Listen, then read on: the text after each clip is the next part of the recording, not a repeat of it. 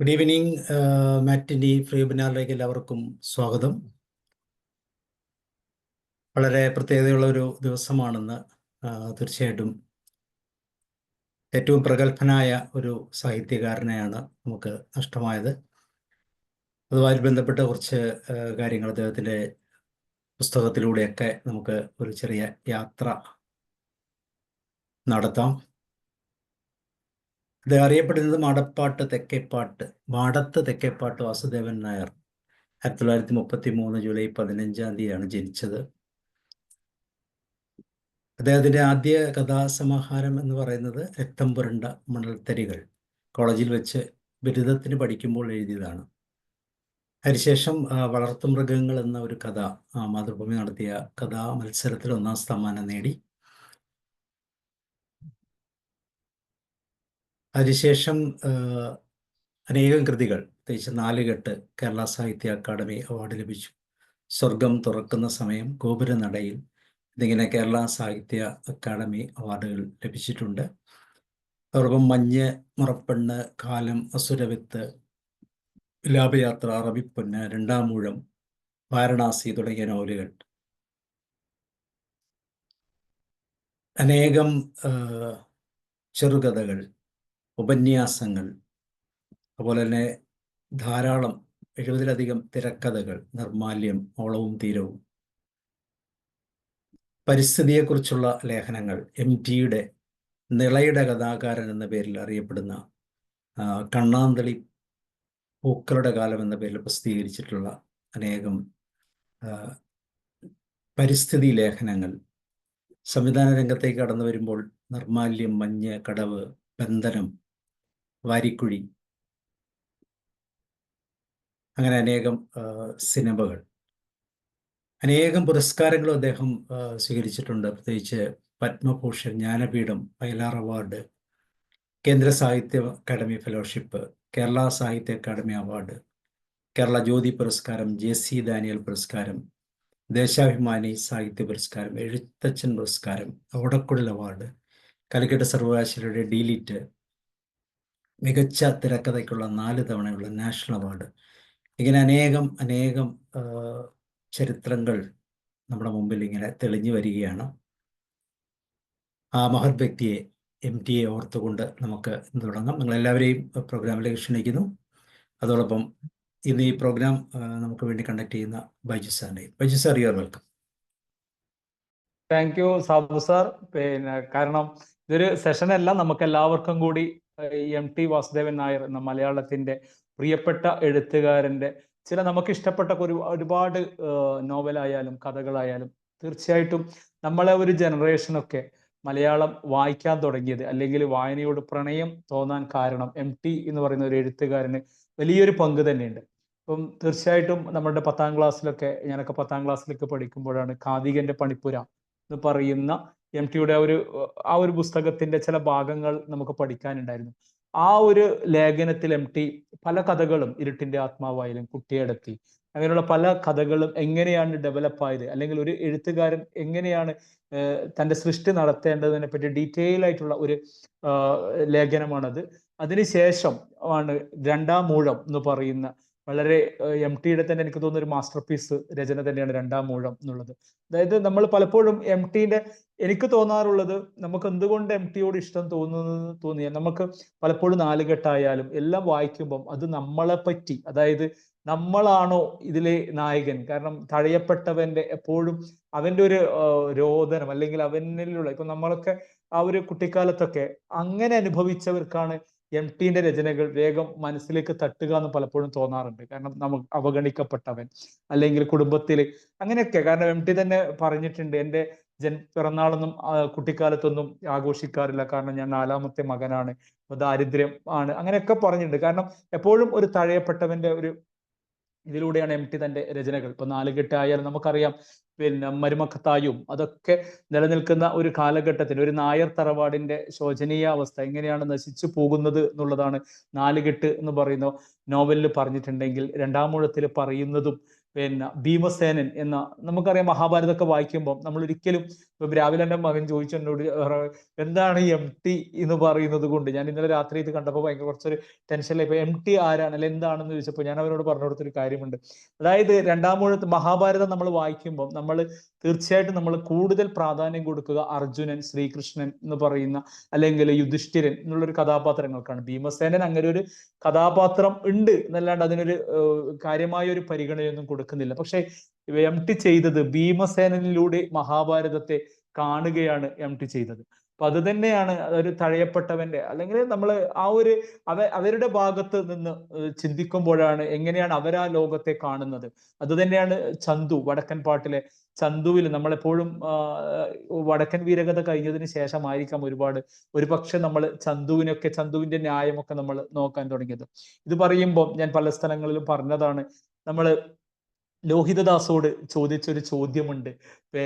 അതായത് ഹിസൈനസ് അബ്ദുള്ള എന്ന് പറയുന്ന ഒരു സിനിമയിൽ എന്തിനാണ് മോഹൻലാലിന് ഒരു വില്ലൻ കഥാപാത്രത്തെ കൊടുത്തത്? അതൊരു വില്ലൻ പരിവേഷം, നെടുമുടി വേണുവിനെ കൊല്ലാൻ പോകുന്ന ഒരു കഥാപാത്രമായിട്ടാണ് മോഹൻലാൽ ആ സിനിമയിലുള്ളതെങ്കിൽ അതിന് ലോഹിദാസ് പറഞ്ഞ മറുപടി, ഒരു കുറുക്കൻ കോഴിയെ പിടിക്കാൻ പോകുമ്പോൾ നമ്മളെപ്പോഴും കോഴിയെ പറ്റിയാണ് ചിന്തിക്കുന്നത്, ആ കോഴീനെ കൊന്നല്ലോ എന്ന് ചിന്തിച്ചിട്ട്. ഒരിക്കലും നമ്മൾ ആരും കുറുക്കന്റെ വിശപ്പിനെ പറ്റി ചിന്തിക്കാറില്ല. എന്തുകൊണ്ടാണ്? അപ്പൊ കുറുക്കന്റെ വിശപ്പിലൂടെ നമ്മൾ ആ കഥയെ അപ്രോച്ച് ചെയ്യുകയാണെങ്കിൽ നമ്മൾക്ക് പല കഥാപാത്രങ്ങളെയും നമുക്ക് ഇപ്പൊ ചതിയൻ ചന്തുവിലൂടെ നമുക്ക് ന്യായീകരിക്കാൻ വേണ്ടി പറ്റും എന്നുള്ളതാണ് ലോഹിദാസ് പറഞ്ഞത്.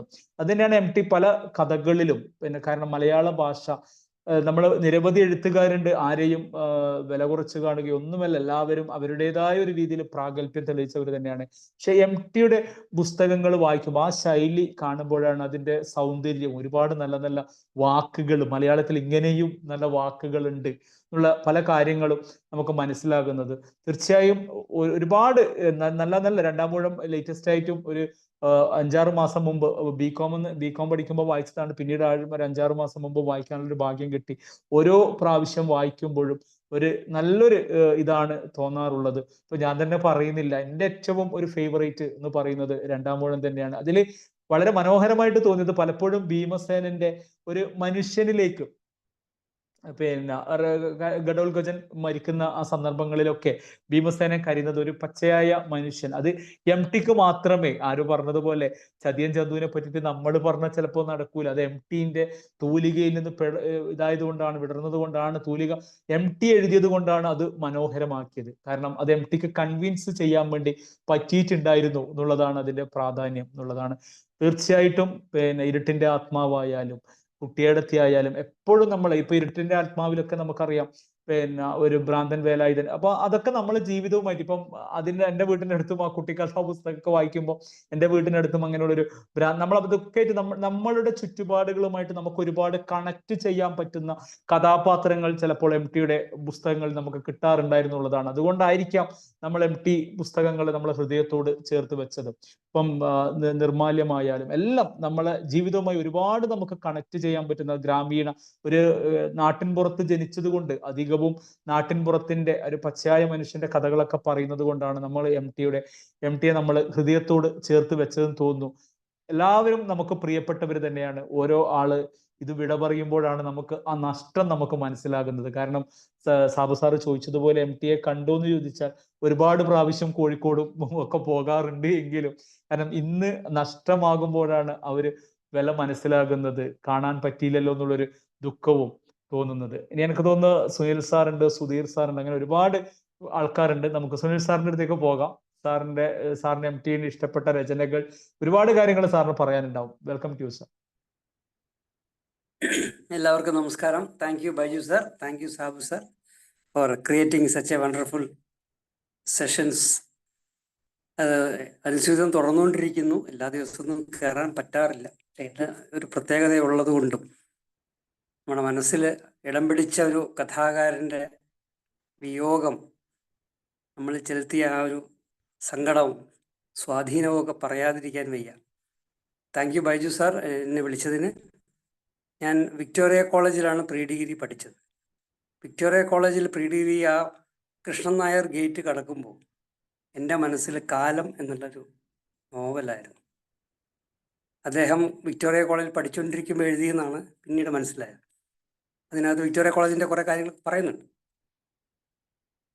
ഒരു കാലഘട്ടത്തിൽ നമ്മുടെ കേരളത്തിൻ്റെ സാംസ്കാരിക പൈതൃകം അല്ലെങ്കിൽ ആ സമയത്തുണ്ടായിരുന്ന സാമൂഹ്യ വ്യവസ്ഥിതി, അത് നേരത്തെ ബൈജു സാറ് പറഞ്ഞ പോലെ ഈ കൂട്ടുകുടുംബങ്ങളൊക്കെ ക്ഷയിക്കുന്നു, പ്രത്യേകിച്ച് നായർ തറവാടുകളിൽ ഉണ്ടായ അപജയങ്ങൾ, അതിലുണ്ടായ സംഘർഷങ്ങൾ, അന്യവൽക്കരിക്കപ്പെടുന്ന മനസ്സുകൾ, അതിൻ്റെ എല്ലാം നമ്മുടെ മനസ്സിൽ തോന്നുന്ന രീതിയിൽ അല്ലെങ്കിൽ നമ്മൾക്ക് നമ്മൾ അനുഭവഭേദ്യമാവുന്ന രീതിയിൽ അവതരിപ്പിക്കാൻ MTക്ക് കഴിഞ്ഞു എന്നുള്ളതാണ്. എനിക്ക് നേരിട്ട് കാണാൻ ഭാഗ്യമുണ്ടായിട്ടുണ്ട്. കൃത്യമായിട്ട് പറയുകയാണെങ്കിൽ MT വാസുദേവൻ നായരുടെ ചേട്ടൻ്റെ മകനെയാണ് എൻ്റെ വല്യമ്മയുടെ മകള് കല്യാണം കഴിച്ചത്.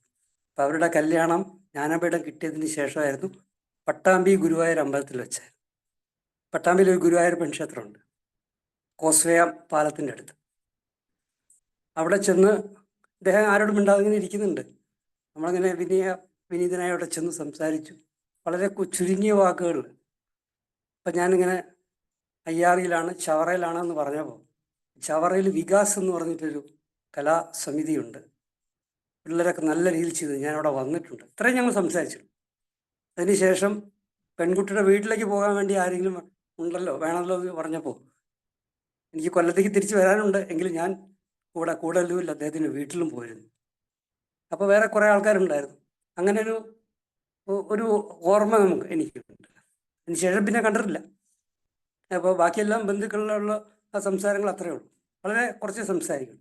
പക്ഷെ അദ്ദേഹത്തിൻ്റെ എഴുത്തിൻ്റെ വ്യാപ്തിയും അതിൻ്റെ ഒരു ഡെപ്തിനെസ്, അഗാധത എന്ന് പറയുന്നത്, ഒരു മഞ്ഞെന്ന് നോവലുണ്ട്. മഞ്ഞ് എഴുതിയപ്പോൾ അദ്ദേഹം പറഞ്ഞത് 16 17 തവണ കാച്ചു കുറുക്കിയിട്ടാണ് ഇപ്പോഴത്തെ രീതിയിലെത്തിയത്.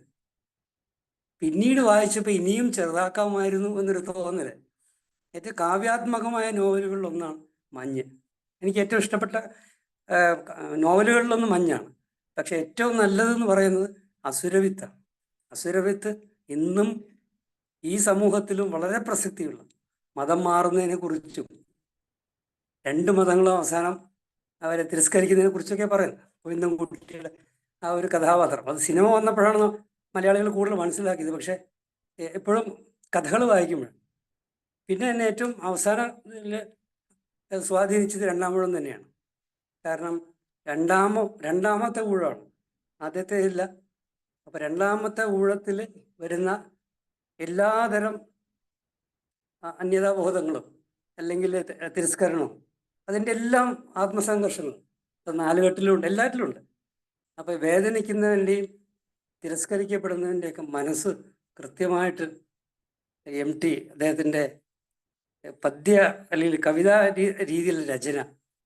സിനിമയിലേക്ക് വരികയാണെങ്കിൽ ഒരു കാര്യം കൂടെ പറയാം. ഒരു പക്ഷേ ജീവിച്ചിരിക്കുന്ന അല്ലെങ്കിൽ നമ്മൾ അറിയുന്ന കലാകാരന്മാരിൽ പറ്റാവുന്ന എല്ലാ മേഖലകളിലും കൈവച്ച് അതിനകത്ത് ഒരു പൊൻതൂവൽ നേടിയൊരു വ്യക്തിയാണ്. എഴുത്ത്, കവിത, ഏറ്റവും തുടക്കത്തിൽ 54-ലാന്ന് തോന്നുന്നു വളർത്തുമൃഗങ്ങളെ പറ്റി ബൈജു സാർ പറഞ്ഞു. വളർത്തുമൃഗങ്ങൾ അത് മാതൃഭൂമി നടത്തിയെങ്കിലും അത് ലോക കഥാമത്സരമായിരുന്നു. അപ്പം അങ്ങനെ രസതന്ത്രം പഠിക്കാൻ വേണ്ടിയിട്ട് വിക്ടോറിയയിലെത്തിയ ആള് സാഹിത്യകാരനായിട്ട് അന്ന് അറിയപ്പെടുക. പിന്നീട് ഒരു സെക്കൻഡ് ജസീന ഒരു വാക്ക് പറഞ്ഞിട്ടോ. Okay sir. ഈ അടുത്ത ദിവസം MTയെ കണ്ട, അൺമ്യൂട്ട് ചെയ്തു.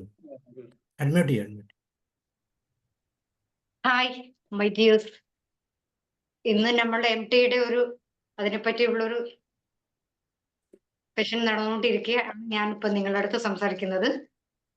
ഈ വർഷം തന്നെയാണ് എനിക്ക് അദ്ദേഹത്തെ കാണാനും സംസാരിക്കാനും അനുഗ്രഹം വാങ്ങിക്കാനും ഒക്കെ ഉള്ളൊരു ഭാഗ്യം ഉണ്ടായി.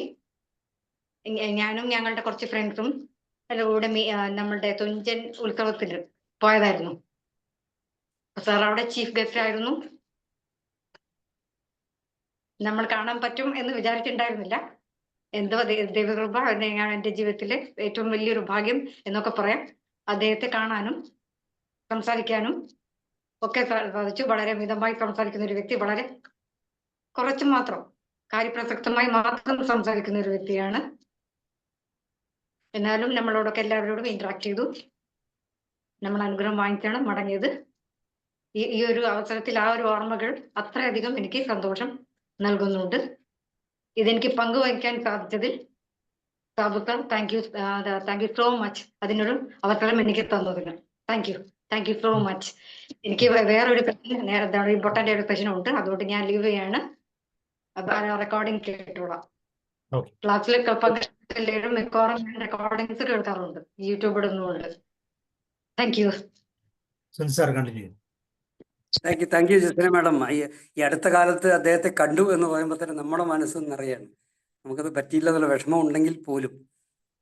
അപ്പം അങ്ങനെ കുറച്ച് വാക്കുകളിലൂടെ സംസാരിക്കുന്ന ആള് തൂലിക കയ്യിലെടുത്താൽ എന്തുമാത്രം എഴുതുന്ന ഒരാളായിരുന്നു. ഒരുപാട് കഥകൾ, അതിപ്പം ബാക്കിയുള്ളവർ സംസാരിക്കട്ടെ, മനസ്സിൽ ഒരുപാട് കാര്യങ്ങൾ ഇങ്ങനെ വന്നുകൊണ്ടിരിക്കുകയാണ്. അതുകൊണ്ട് ചിലപ്പോൾ മറ്റേ കൂടുതൽ നേരം സംസാരിക്കേണ്ട ഒരു സാധ്യത വരും. അതുകൊണ്ട് ഈ ഒരു അവസരം തന്നതിനകത്ത് സാബു സാറിനും ബൈജു സാറിനും നന്ദി പറഞ്ഞുകൊണ്ട് MT, അതായത് ഒറ്റ കാര്യം കൂടെ പറയാം. അദ്ദേഹത്തിന് D.Litt കിട്ടിയപ്പോൾ കൊല്ലത്ത് മറ്റേ കാലിക്കറ്റ് യൂണിവേഴ്സിറ്റി വൈസ് ചാൻസലർ അന്ന് കൊല്ലംകാരനായിരുന്നു, മറ്റേ Sasidharan sir, professor Sasidharan, NK Sasidharan sir. അദ്ദേഹം ഇനിഷ്യേറ്റീവ് എടുത്ത് കൊല്ലത്തൊരു പൊതു സ്വീകരണ ചടങ്ങ് നടത്തി. അപ്പം അന്ന് ആന്ധ്രക്കാരനായ ഒരു കളക്ടറായിരുന്നു കൊല്ലത്തെ, ആന്ധ്രക്കാരനാണ് IAS. ബാക്കി എല്ലാവരും മലയാളത്തിൽ ഇങ്ങനെ ഗംഭീര പ്രസംഗം കൊണ്ടിരിക്കും, ഞാൻ അത്രോട്ട് കേട്ടോണ്ടിരിക്കുക. അപ്പം ഈ കളക്ടറുടെ പ്രസംഗമാണ് എനിക്ക് ഏറ്റവും ഇഷ്ടപ്പെട്ടത്. അന്ന് പുള്ളി ഇംഗ്ലീഷിലാണ് പറഞ്ഞത്, ഞാൻ ഇംഗ്ലീഷിൽ തന്നെ പറയാം.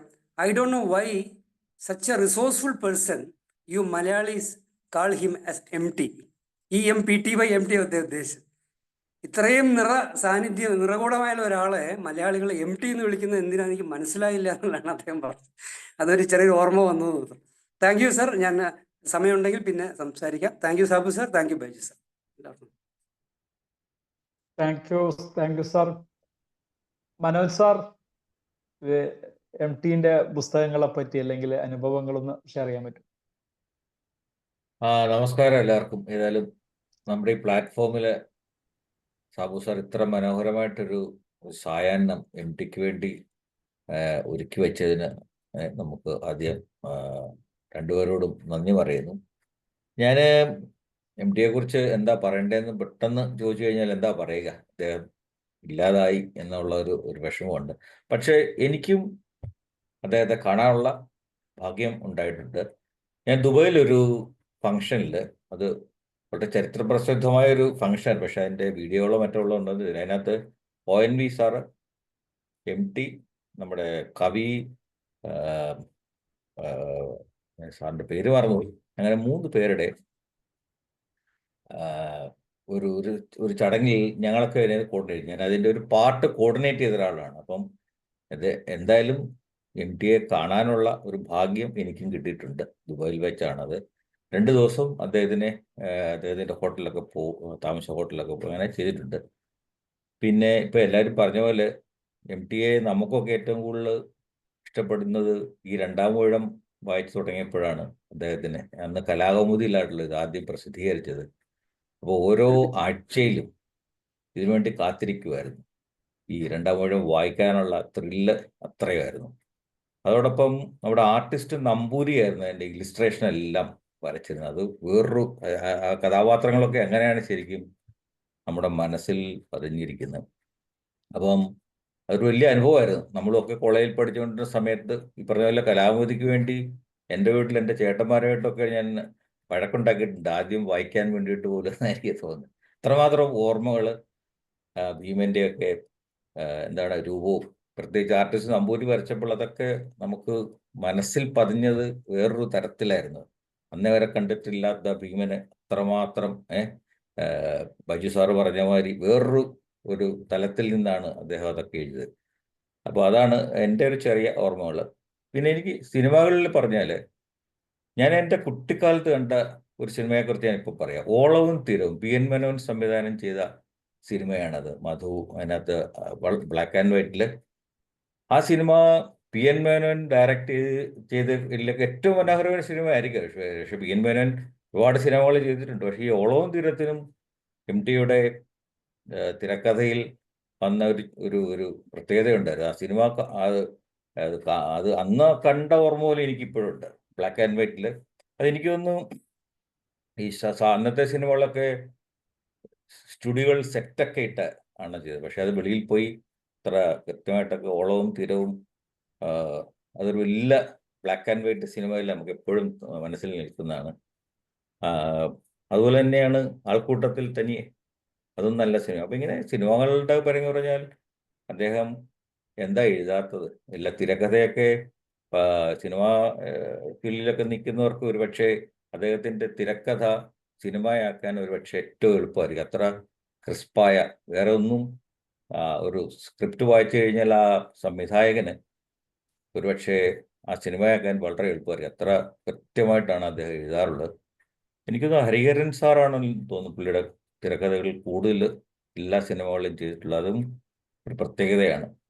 സിനിമയെക്കുറിച്ച് പറയുമ്പോൾ മമ്മൂട്ടി അദ്ദേഹത്തിൻ്റെ കഥാപാത്രങ്ങളെ എത്രമാത്രം മനോഹരമാക്കി, എല്ലാവരുടെയും കോൺട്രിബ്യൂഷൻ ഉണ്ടെങ്കിലും കഴിഞ്ഞ ദിവസം ഞാനൊരു ഇൻ്റർവ്യൂ മമ്മൂട്ടിയുടെ കേട്ടപ്പോൾ പറയുമായിരുന്നു, ഒരിക്കൽ MT സാറ് തന്നെ മമ്മൂട്ടിയോട് പറയും, ചില തിരക്കഥകളൊക്കെ എഴുതിയപ്പോൾ അത് മമ്മൂട്ടി ഡബ് ചെയ്ത വോയിസിൽ പുള്ളി കേൾക്കുമായിരുന്നെന്ന് ഇപ്പോൾ കഴിഞ്ഞ ദിവസം മമ്മൂട്ടി തന്നെ പറഞ്ഞപ്പോഴാണ്. അപ്പോൾ അത്രമാത്രം മമ്മൂട്ടി ഇഷ്ടമായിരുന്നു. അദ്ദേഹത്തിന് വേണ്ടി തിരക്കഥകൾ എഴുതിയിട്ടുണ്ടെങ്കിലും അദ്ദേഹം പറഞ്ഞത് ആ എഴുതുന്ന വരികൾ മമ്മൂട്ടിയുടെ ശബ്ദത്തിൽ പുള്ളിക്ക് കേൾക്കാൻ ഇഷ്ടമായിരുന്നു എന്നൊക്കെ ഉള്ള ചില ഓർമ്മകളൊക്കെ ഇന്നലെ മമ്മൂട്ടി സാറും പറയുന്നത് കേട്ടോ. അപ്പോൾ ഇതുപോലൊരാൾ ഇനിയിപ്പോൾ ഉണ്ടാകാനായിട്ട് പോകുന്നില്ല. നമുക്ക് അദ്ദേഹത്തിന് നഷ്ടമായി. സിനിമകളും നോവലുകളും ഒക്കെയും ഈ പറഞ്ഞ പോലെ അദ്ദേഹത്തിൻ്റെ നോവലുകളെ കുറിച്ച് പറഞ്ഞ് ഈ പറഞ്ഞ പോലെ എനിക്ക് തോന്നുന്നു സാബു സാറ് 2-3 എപ്പിസോഡൊക്കെ ചെയ്യേണ്ടി വരും. ബൈജു സാറും സുനിൽ സാറും ഒക്കെ ചെയ്യാതെ അതേമാതിരി പറയാനുണ്ട് അദ്ദേഹത്തിന്. ഏതായാലും ഈ സായനത്തിൽ അദ്ദേഹത്തെ ഓർക്കാനും അദ്ദേഹത്തെ കണ്ട പിന്നെ ഒരു ഓർമ്മ എനിക്ക് കിട്ടാനും വളരെ ചുരുങ്ങിയ സൗണ്ടിൽ ചുരുങ്ങിയ വാക്കുകളിൽ ഏറ്റവും ഘനഗംഭീരമായിട്ട് അതിൻ്റെ ശബ്ദവും അത്ര ഘനഗംഭീരമാണ്. അത് കേട്ട് കേൾക്കാനുള്ള ഒരു ഭാഗ്യവും ഒരു കിട്ടിയ ആളെന്നുള്ള രീതിയിൽ ഇത്തരത്തിൽ ഇങ്ങനൊരു പ്രോഗ്രാം ഇവിടെ അറേഞ്ച് ചെയ്ത സാബു സാറിനും ബൈജു സാറിനും മറ്റെല്ലാവർക്കും ഇതിന് കോൺട്രിബ്യൂട്ട് ചെയ്ത എല്ലാവർക്കും ഒരു നന്ദിയും നമസ്കാരവും. Thank you sir. ഒരു ചെറിയ കറക്ഷൻ ഉണ്ട്. ഈ ആൾക്കൂട്ടത്തിൽ തനിയെ എന്നുള്ള അദ്ദേഹത്തിന്റെ ഒരു യാത്രാ വിവരണമാണ്. അങ്ങനെ പേരിലുള്ള സിനിമ അദ്ദേഹത്തിൻ്റെതല്ല കേട്ടോ. അല്ലേ? അല്ല, യാത്രാ വിവരണമാണ് ആൾക്കൂട്ടത്തിൽ തനിയെ. അതിന്റെ തിരക്കഥ ആരാണ് പിന്നെ ഡോക്ടർ സാറേ? അതെനിക്ക് നിശ്ചയമില്ല സാർ. അത് MT അല്ല അതിന്റെ തിരക്കഥ. ഈ ആൾക്കൂട്ടത്തിൽ തുറക്കുന്ന സമയം സാറേ, ശുദ്ധവൻ സാറേ, സ്വർഗം തുറക്കുന്ന സമയം എന്നുള്ള കഥയാണ് ആൾക്കൂട്ടത്തിൽ തനിയെന്ന് പറഞ്ഞ IV അല്ല, ആൾക്കൂട്ടത്തിൽ തനിയെ എന്നുള്ള പേരിൽ MT എഴുതിയത് യാത്രാ വിവരണമാണ്. യാത്രാ വിവരണമാണ്, അമേരിക്കയിൽ പോയ യാത്രാ വിവരണമാണ്. അപ്പോൾ ഈ അമേരിക്കയിലെ വലിയ ആർഭാടങ്ങൾക്കിടയിൽ പുള്ളി ഒറ്റപ്പെട്ട് ഈ മറ്റുള്ളവർ കെട്ടിടങ്ങൾ കാണാനും ആൾക്കൂട്ടത്തിൽ ചേർക്കുമ്പോൾ ഒറ്റപ്പെട്ട് നിൽക്കുന്ന മാതൃഭൂമി സീരിയലൈസ് ചെയ്തു വന്ന അമേരിക്കൻ യാത്രാ വിവരണമാണ് ആൾക്കൂട്ടത്തിൽ തന്നെ. സ്വർഗം തുറക്കുന്നത് ഈ പേരിൽ വന്നു എന്നേ ഉള്ളൂ, പക്ഷെ അത് രണ്ടും രണ്ടാണ്. അല്ല, അപ്പോൾ സുനിൽ സാർ പറഞ്ഞ പോലെ ഇപ്പോൾ ആൾക്കൂട്ടത്തിൽ തനിയുന്ന സിനിമയുടെ തിരക്കഥ MTയുടെ തന്നെയാണോ? അതെ അതെ, എന്റെ അറിവ് ശരിയാണെങ്കിൽ അത് സ്വർഗം തുറക്കുന്ന സമയം ഒരു കഥയുണ്ടായിരുന്നു. സ്വർഗവാതിൽ ഏകാദശിക്ക് മരിക്കുകയാണെങ്കിൽ നമ്മൾ നേരിട്ട് സ്വർഗത്തിൽ പോകുന്ന ഒരു കോൺസെപ്റ്റിൽ വന്നെന്നാണ് എൻ്റെ ഓർമ്മ. Okay, thank you doctor. ഇപ്പൊ 2 മാനങ്ങൾ അതിനെ കിട്ടിയല്ലോ, അപ്പോൾ കുറച്ചുകൂടെ അറിവ് കിട്ടി. Okay, thank U. ഡോക്ടറെ പറഞ്ഞോളൂ. ഞാൻ ആ പുസ്തകങ്ങളെ പറ്റി പറയുന്നില്ല. MTയെ 2 പ്രാവശ്യം കാണാനും അദ്ദേഹത്തിൻ്റെ കയ്യിൽ പിടിച്ചിട്ട് വർത്തമാനം പറയാനും ഒക്കെ ഒരു അവസരം ഉണ്ടായി. അപ്പോൾ അതിലേക്ക് വരുന്നതിന് മുന്നേ ഈ MTയെ MT ആക്കിയത് 2 പേരാണ്. അദ്ദേഹത്തിൻ്റെ മിക്കവാറും എല്ലാ തിരക്കഥകളും എല്ലാ പുസ്തകങ്ങളും ഞാൻ വായിച്ചിട്ടുണ്ട്. അപ്പോൾ അതിൽ തിരക്കഥകൾ ഈ നോവൽ പോലെയും സിനിമ പോലെ അതിഗംഭീരമായിട്ട് നമുക്ക് രസിച്ച് വായിക്കാവുന്നതാണ് തിരക്കഥകളുടെ പുസ്തകങ്ങളെല്ലാം തന്നെ. പിന്നെ ഈ ലേഖനങ്ങളൊക്കെ മാതൃഭൂമി ആഴ്ചപ്പതിപ്പിൽ അദ്ദേഹം ഈ ജാലകത്തിലൂടെ എന്നും പറഞ്ഞിട്ട് എല്ലാ ആഴ്ചയിലും കിളിവാതിലൂടെ. കിളിവാതിൽ അത് വളരെ വർഷങ്ങൾക്ക് മുന്നേ എൻ്റെ വിദ്യാഭ്യാസ കുട്ടിക്കാലത്തൊക്കെ വായിക്കുന്നതാണത്. അപ്പോൾ അന്ന് അതൊക്കെ മനസ്സിൽ തറഞ്ഞിങ്ങനെ കിടക്കുകയാണ്. മാതൃഭൂമിയിൽ അന്ന് ഈ ഒരു കണ്ണ് പകുതി ജനലിൻ്റെ ഇതിൽ കൂടെ കാണുന്ന ഒരു ചിത്രമാണ് അതിൽ കൊടുത്തിരുന്നത്. അപ്പോൾ അത് ഞാനത് ജാലകമായിട്ടാണ് കണ്ടത്, കിളിവാതിലിലൂടെ അല്ലേ, അത് തന്നെ. അപ്പോൾ അദ്ദേഹം സമകാലിക സംഭവങ്ങളെ പറ്റിയിട്ട് എല്ലാ ആഴ്ചയിലും ഒരു പേജ് എഴുതുമായിരുന്നു അത്. പിന്നെ അതേപോലെ തന്നെ ഈ മറ്റേ ഗോപുരനടയിൽ എന്ന് പറഞ്ഞ നാടകം അവാർഡ് കിട്ടി. ഒറ്റ നാടകം എഴുതിയുള്ള അതിന് അവാർഡും കിട്ടി. അപ്പോൾ അതൊക്കെ അദ്ദേഹത്തിന് 2 പ്രാവശ്യം കാണാൻ ഭാഗ്യമുണ്ടായത്. ഞാൻ വെറ്ററിനറി കോളേജിൽ പഠിക്കുന്ന സമയത്ത് ഞങ്ങളുടെ ഹോസ്റ്റൽ ഡേക്ക് പുള്ളിയെ ഒന്ന് കൊണ്ടുവരാനായിട്ട് എനിക്ക് വലിയ ആഗ്രഹമായിരുന്നു. അപ്പോൾ അന്ന് ഈ പവനൻ ആയിരുന്നു സാഹിത്യ അക്കാദമി ചെയർമാൻ. ഞാൻ അദ്ദേഹത്തെ പോയി കണ്ട്, ഞാൻ ഹോസ്റ്റൽ സെക്രട്ടറിയാണ്, അദ്ദേഹത്തെ പോയി കണ്ട് ഈ MT മീറ്റിങ്ങിന് വരുന്നുണ്ട്, സാഹിത്യ അക്കാദമിയിൽ മീറ്റിംഗ് വരുന്നുണ്ട്. അപ്പോൾ എങ്ങനെയെങ്കിലും അദ്ദേഹത്തിനെ തപ്പിക്കൊണ്ട് തരണം എന്നും പറഞ്ഞിട്ട് സാറിനെ പോയി ചട്ടം കെട്ടി. അപ്പോൾ പുള്ളി പറഞ്ഞു ഇവിടുത്തെ മീറ്റിംഗ് 5 മണി 5:30 ആകുമ്പോഴത്തേക്ക് അവസാനിക്കും, അത് കഴിഞ്ഞേ വരുവോളെന്ന് പറഞ്ഞു. എപ്പോൾ വന്നാലും തപ്പിക്കൊണ്ട് തരണമെന്ന് പറഞ്ഞു. അത് കഴിഞ്ഞിട്ട് 7 മണി ആയപ്പോഴും ഈ ഹോസ്റ്റലിൽ തുടങ്ങുന്നില്ല. അപ്പം നമ്മളവിടെ ഈ ബാക്കി ഇപ്പം കലാപരിപാടികൾ ഓർക്കസ്ട്രയും ഒക്കെ, തൃശ്ശൂർ വോയിസ് എന്നും പറഞ്ഞിട്ടൊരു ഗംഭീര ഓർക്കസ്ട്ര ഉണ്ട്. അവരോട് പറഞ്ഞ് MT വരുന്നത് വരെ നിങ്ങൾ തകർത്തേക്കണമെന്ന് പറഞ്ഞു. അത് കഴിഞ്ഞ് ഈ പവനൻ സാറിൻ്റെ കാറിൽ MT വന്നു. അപ്പോൾ ഈ വെളുത്ത അരക്കൈ ഷർട്ട്, അതിൽ വരകളുള്ള ഒരു ഷർട്ട്, പിന്നെ കരയുള്ള മുണ്ട് ഇങ്ങനെ ഉടുത്തിട്ട് ഒരു വലിയ ബുദ്ധിജീവിയുടെ ഇപ്പോഴത്തെ ജാടകളല്ല, നല്ല വെൽ ഡ്രസ്ഡായിട്ട് അദ്ദേഹം വന്നു. അദ്ദേഹം വന്ന ഉടനെ തന്നെ ഭക്ഷണം വേണമെന്ന് പറഞ്ഞു. അവർ ഈ ചപ്പാത്തിയും ചിക്കനും ഒക്കെ, അദ്ദേഹം 1.5 ചപ്പാത്തിയും ചിക്കനും ഒക്കെ കഴിച്ചു. അത് കഴിഞ്ഞതിന് ശേഷം ഈ പുള്ളിക്ക് പ്രസംഗിക്കാൻ ക്ഷണിച്ചു. അപ്പോൾ പുള്ളി എണീറ്റ് നിന്ന് പ്രസംഗിച്ചത്, നിങ്ങൾ വിദ്യാർത്ഥികളൊക്കെ ഹോസ്റ്റൽ ഡേ പോലെയുള്ള ഈ അക്ഷരങ്ങൾ പെറുക്കിയാണ് പറയുന്നത്, അല്ലാതെ ഈ അഴീക്കോടിനെ പോലെ സാഗരഗർജനമൊന്നുമല്ല. ഇപ്പോഴും ഞാൻ ഓർമ്മിക്കുന്നു, എത്ര വർഷങ്ങൾക്ക് മുന്നേ ഉള്ളതാണ്, 40 വർഷത്തിന് മുന്നേ. നിങ്ങൾ വിദ്യാർത്ഥികൾ ഈ ഹോസ്റ്റൽ ഡേ പോലെയുള്ള ആഘോഷങ്ങൾക്കൊക്കെ പ്രതീക്ഷിക്കുക, കുറച്ച് നർമ്മം കലർത്തിയൊക്കെ സംസാരിക്കുന്ന ഒരു അതിഥിയായിരിക്കും. എൻ്റെ സംഭാഷണത്തിലും എഴുത്തിലും നർമ്മത്തിന് യാതൊരു പ്രാധാന്യവും ഇല്ല, സ്ഥാനവുമില്ല. അതുകൊണ്ട് എൻ്റെ കൂടുതൽ സംസാരിച്ചാൽ നിങ്ങൾക്കത് എത്രമാത്രം രുചിക്കുമെന്ന് അറിഞ്ഞുകൂടാ. നിങ്ങൾ ലാളിച്ച് വളർത്തിയ കോഴികളെയൊക്കെ കൊന്ന് അതിൻ്റെ മാംസം കറി വെച്ച അതും ചപ്പാത്തിയും കഴിച്ചിട്ട് ഞാൻ നിങ്ങളോട് കൂടുതൽ സംസാരിക്കുന്നില്ല. പക്ഷേ ഏത് തൊഴിലിലാണെങ്കിലും ഈ വായന ഒരിക്കലും ഉപേക്ഷിക്കരുത്. വായനയാണ് നമ്മളെ സമ്പന്നരാക്കുന്നത്. അതേപോലെ അനുഭവങ്ങളൊക്കെ എഴുതി വെച്ച് നിങ്ങൾ ഓർമ്മയിൽ സൂക്ഷിക്കുന്നതിനേക്കാൾ എഴുതി വെക്കുകയും ചെയ്യണം എന്നൊക്കെ പറഞ്ഞ് ഒരു 3 മിനിറ്റേ പുള്ളി പ്രസംഗിച്ചോളൂ. പുള്ളി അങ്ങനെ അത് കഴിഞ്ഞ് അങ്ങ് കടന്നു പോവുകയും ചെയ്തു.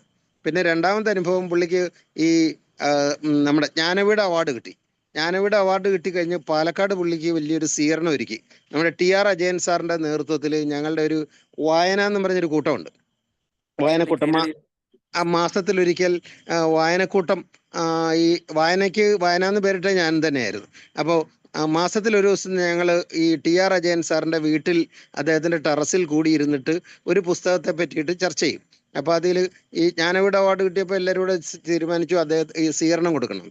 അപ്പോൾ ഇത് പ്രഖ്യാപിച്ചതിൻ്റെ 2 ദിവസം കഴിഞ്ഞ ഉടനെ കേരള സാഹിത്യ അക്കാദമി വൈശാഖൻ മാഷിന് ഈ കഥയ്ക്കുള്ള അവാർഡും പ്രഖ്യാപിച്ചു. ഇപ്പോൾ 2 പേർക്കൂടെ സ്വീകരണം കൊടുക്കാൻ ഗംഭീരമായിട്ട് ഈ നമ്മുടെ സിവിൽ സ്റ്റേഷൻ്റെ അടുത്ത് തുടങ്ങി വിക്ടോറിയ കോളേജിൻ്റെ ഗേറ്റിൽ അവസാനിക്കുന്ന അതിഗംഭീരമായിട്ടുള്ള ഒരു, അപ്പോൾ തുറന്ന ജീപ്പൊക്കെ സംഘടിപ്പിച്ചു. അപ്പോൾ കോഴിക്കോട് നിന്നൊരു സമ്പന്നൻ്റെ കയ്യിൽ നിന്ന് തുറന്ന ജീപ്പൊക്കെ കൊണ്ടുവന്ന്, അപ്പം ഈ വൈശാഖൻ മാഷും MTയും 2 കസേരകളിൽ, അപ്പോൾ ആ തുറന്ന ജീപ്പിലേക്ക് കയറാനായിട്ട് അദ്ദേഹം എൻ്റെ കൈ പിടിച്ചിട്ടാണ് ഈ ജീപ്പിലേക്ക് ചവിട്ടി കയറുന്നത്. അപ്പം നമുക്കൊക്കെ ഈ ഈശ്വരൻ വന്ന് കയ്യിൽ തൊടുമ്പോൾ നമുക്കുള്ള ഒരു ഫീലുണ്ടല്ലോ, ഒരു സാധാരണ മനുഷ്യനായിട്ടല്ല നമ്മൾ കാണുന്നത്. ആ മനുഷ്യ അതും അപ്പോഴും നല്ല കരയുള്ള മുണ്ട് അങ്ങനെ ഉടുത്ത് മുഖത്തെ ആ ഗാംഭീര്യമൊക്കെ വെച്ചിട്ട് അദ്ദേഹം കടന്നിരുന്നു. അപ്പോൾ അത് കഴിഞ്ഞ് ഈ ജീപ്പ് വളരെ സാവകാശത്തിൽ ഇങ്ങനെ നീങ്ങി പോകുമ്പോൾ ഈ വിക്ടോറിയ കോളേജിലേക്ക് ധാരാളം പെൺകുട്ടികളും ഒക്കെ വന്ന് അദ്ദേഹത്തിൻ്റെ കാല് തൊട്ട് വന്നിക്കുകയും ഒക്കെ ചെയ്യുന്നുണ്ട്. അപ്പോൾ അദ്ദേഹം അക്ഷോഭ്യനായിട്ടിരിക്കുകയാണ്. അതായത് ഈ ഒരു ഈ എന്താ പറയുക, മലകൾ ഇളകിലും മഹാജനാനം മനമിളകുക എന്ന് പറയില്ലേ. അപ്പോൾ ഈ ആർഭാടങ്ങളും ആലഭാരങ്ങളും ഒന്നും അദ്ദേഹത്തെ സ്പർശിക്കുന്നേ ഇല്ല.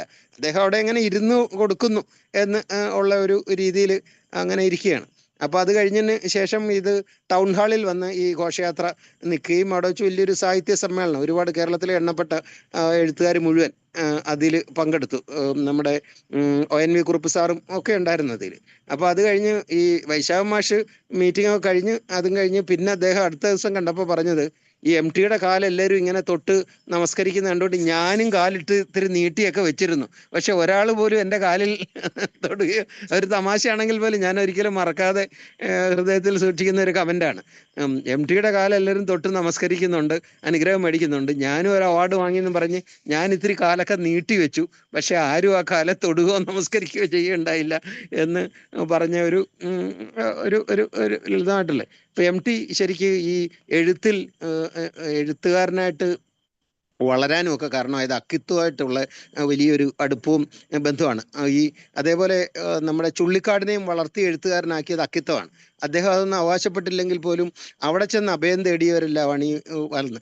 അത് കഴിഞ്ഞ് പിന്നെ ചെന്ന് പെടുന്നത് ഈ അറിവിൻ്റെ കാര്യത്തിൽ മഹാരാവണനായിരിക്കുന്ന കൃഷ്ണവാര്യരുടെ അടുത്താണ്. മാതൃഭൂമിയുടെ എഡിറ്ററും സബ് എഡിറ്ററും ഒന്ന് ആലോചിച്ച് നോക്കി. കൃഷ്ണവാര്യർ എഡിറ്ററായിട്ടിരിക്കുന്നു, അതേപോലെ തന്നെ MT സബ് എഡിറ്ററായിട്ടിരിക്കുന്നു എന്നുള്ളതൊന്ന് ആലോചിച്ച് നോക്കി. മലയാള സാഹിത്യത്തിൽ ഈ വലിയ എന്താ പറയുക അഗ്നിപർവ്വതങ്ങൾ പുകഞ്ഞു പൊട്ടാൻ ഈ രണ്ട് പ്രതിഭാശാലികൾ ഇടയാക്കിയിട്ടുണ്ടെന്ന് തന്നെയാണ് ഞാൻ കരുതുന്നത്.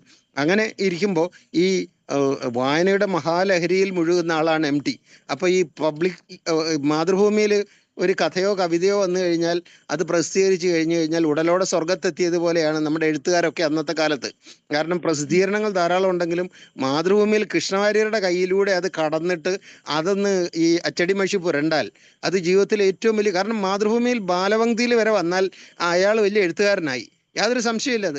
അതിൽ ബാലപംക്തിയിൽ കുട്ടേട്ടൻ്റെ ഒരു കമൻറ്റോടുകൂടി ഒരു 4 വരി എന്തെങ്കിലും എഴുതി വന്നു കഴിഞ്ഞാൽ അത് ഭയങ്കരമായിട്ട് അത് സെലിബ്രേറ്റ് ആകുന്ന രീതിയിൽ വളർച്ചയുടെ പടവുകൾ കയറാനുള്ള ഒന്നാമത്തെ പടി ബാലപംക്തിയിൽ എഴുതുക.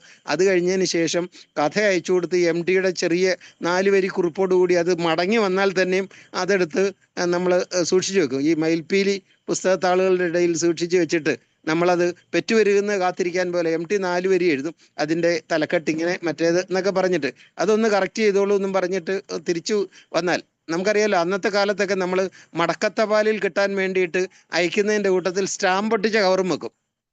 സ്റ്റാമ്പ് ഒട്ടിച്ച കവറും വെച്ച് കഴിഞ്ഞാൽ അത് എന്നാൽ ആലോചിച്ച് നോക്കി. അത് ഈ അന്ന് ഈ യശസ് ആഗ്രഹിച്ച് നടക്കുന്ന എഴുത്തുകാരൊക്കെ എത്ര മഹാത്യാഗം അനുഭവിച്ചിട്ടാണ് ഇതൊക്കെ പ്രസിദ്ധീകരിച്ചതും. അവരുടെ ഒരു സൃഷ്ടി മാതൃഭൂമിയിൽ വന്നു കഴിഞ്ഞാൽ അന്ന് ഈ ഓണം ബമ്പറിന് 1,25 കോടി രൂപ സമ്മാനം കിട്ടിയാൽ പോലും ഇത്രയും സന്തോഷം ഉണ്ടാവില്ല. അങ്ങനെ ഒരു കാലത്താണ് MTയുടെ കൈകളിൽ കൂടെയാണ് മിക്കവാറും എല്ലാ എഴുത്തുകാരും വളർന്നു വന്നത് എന്ന് പറയാൻ യാതൊരു സംശയമില്ല. പിന്നെ അതിൽ മറ്റൊരു കാര്യം, ഈ രണ്ട് ഗുരുവായൂർ കേശവന്മാർ തമ്മിൽ ഏറ്റുമുട്ടുന്നത് പോലെ ആയിരുന്നു T പത്മനാഭനും MTയും തമ്മിലുള്ള ഒരു സൗന്ദര്യപ്പണക്കം. കാരണം രണ്ടുപേരും രണ്ട് രാജശില്പികൾ. പത്മനാഭൻ എന്ന് പറഞ്ഞാൽ കഥകൾ എഴുതിയിട്ട് അത് നമ്മൾ പത്മനാഭൻ്റെ ഒരു കഥ വായിച്ചു കഴിഞ്ഞാൽ നമ്മൾ ഒരാഴ്ചത്തേക്ക് നമുക്ക് വെള്ളം ഇറങ്ങില്ല. നമ്മൾ പ്രാണദുഃഖം കൊണ്ട് നമ്മൾ ഈ ആത്മാവ് കിടന്ന് പെടയുന്ന പോലുള്ള കഥകൾ.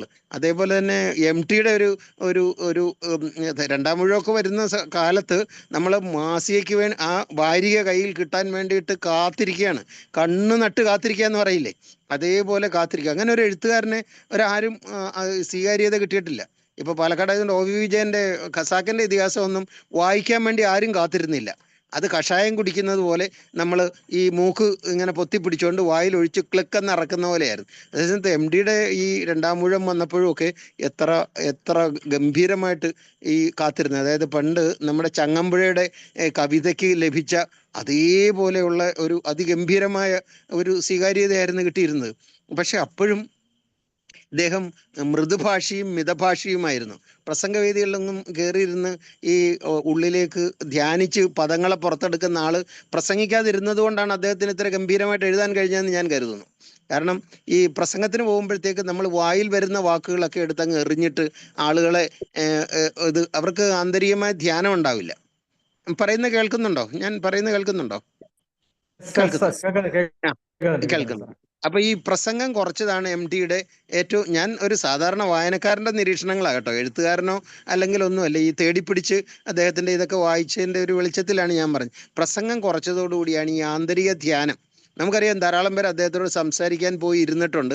അദ്ദേഹം ഒന്ന് നോക്കും, ഒരു വാക്കൊരു മൂളൽ, അത് കഴിഞ്ഞാൽ അദ്ദേഹത്തിന്റെ ഈ ലോകത്തേക്ക്, ഇത്രയും വലിയൊരു ഇൻട്രോവേർട്ടായിട്ടുള്ള ഒരു എഴുത്തുകാരൻ വേറെ ഒന്നുണ്ട് എന്ന് തോന്നില്ല. അത് ഇത്രയും പ്രശസ്തനായിട്ട് സിനിമാ രംഗത്തേക്ക് എത്തിക്കഴിഞ്ഞു കഴിഞ്ഞാൽ ഈ എഴുത്തുകാരൊക്കെ അഹന്തയുടെ ആൾരൂപങ്ങളായിട്ട് മാറുകയും, കാരണം വലിയ സെലിബ്രിറ്റികൾ വന്ന് ഇവരുടെ ചുറ്റും നിൽക്കുമ്പോൾ ഇവർ ഈ സൗരയൂഥത്തിന്റെ മധ്യത്തിൽ നിൽക്കുന്ന സൂര്യനെ പോലെയൊക്കെ MTയുടെ ഒരു ഒരു ഒരു ഒരു കഥാപാത്രം ആകുക എന്ന് പറഞ്ഞാൽ ജീവിതത്തിൽ വലിയ ഭാഗ്യമാണ്.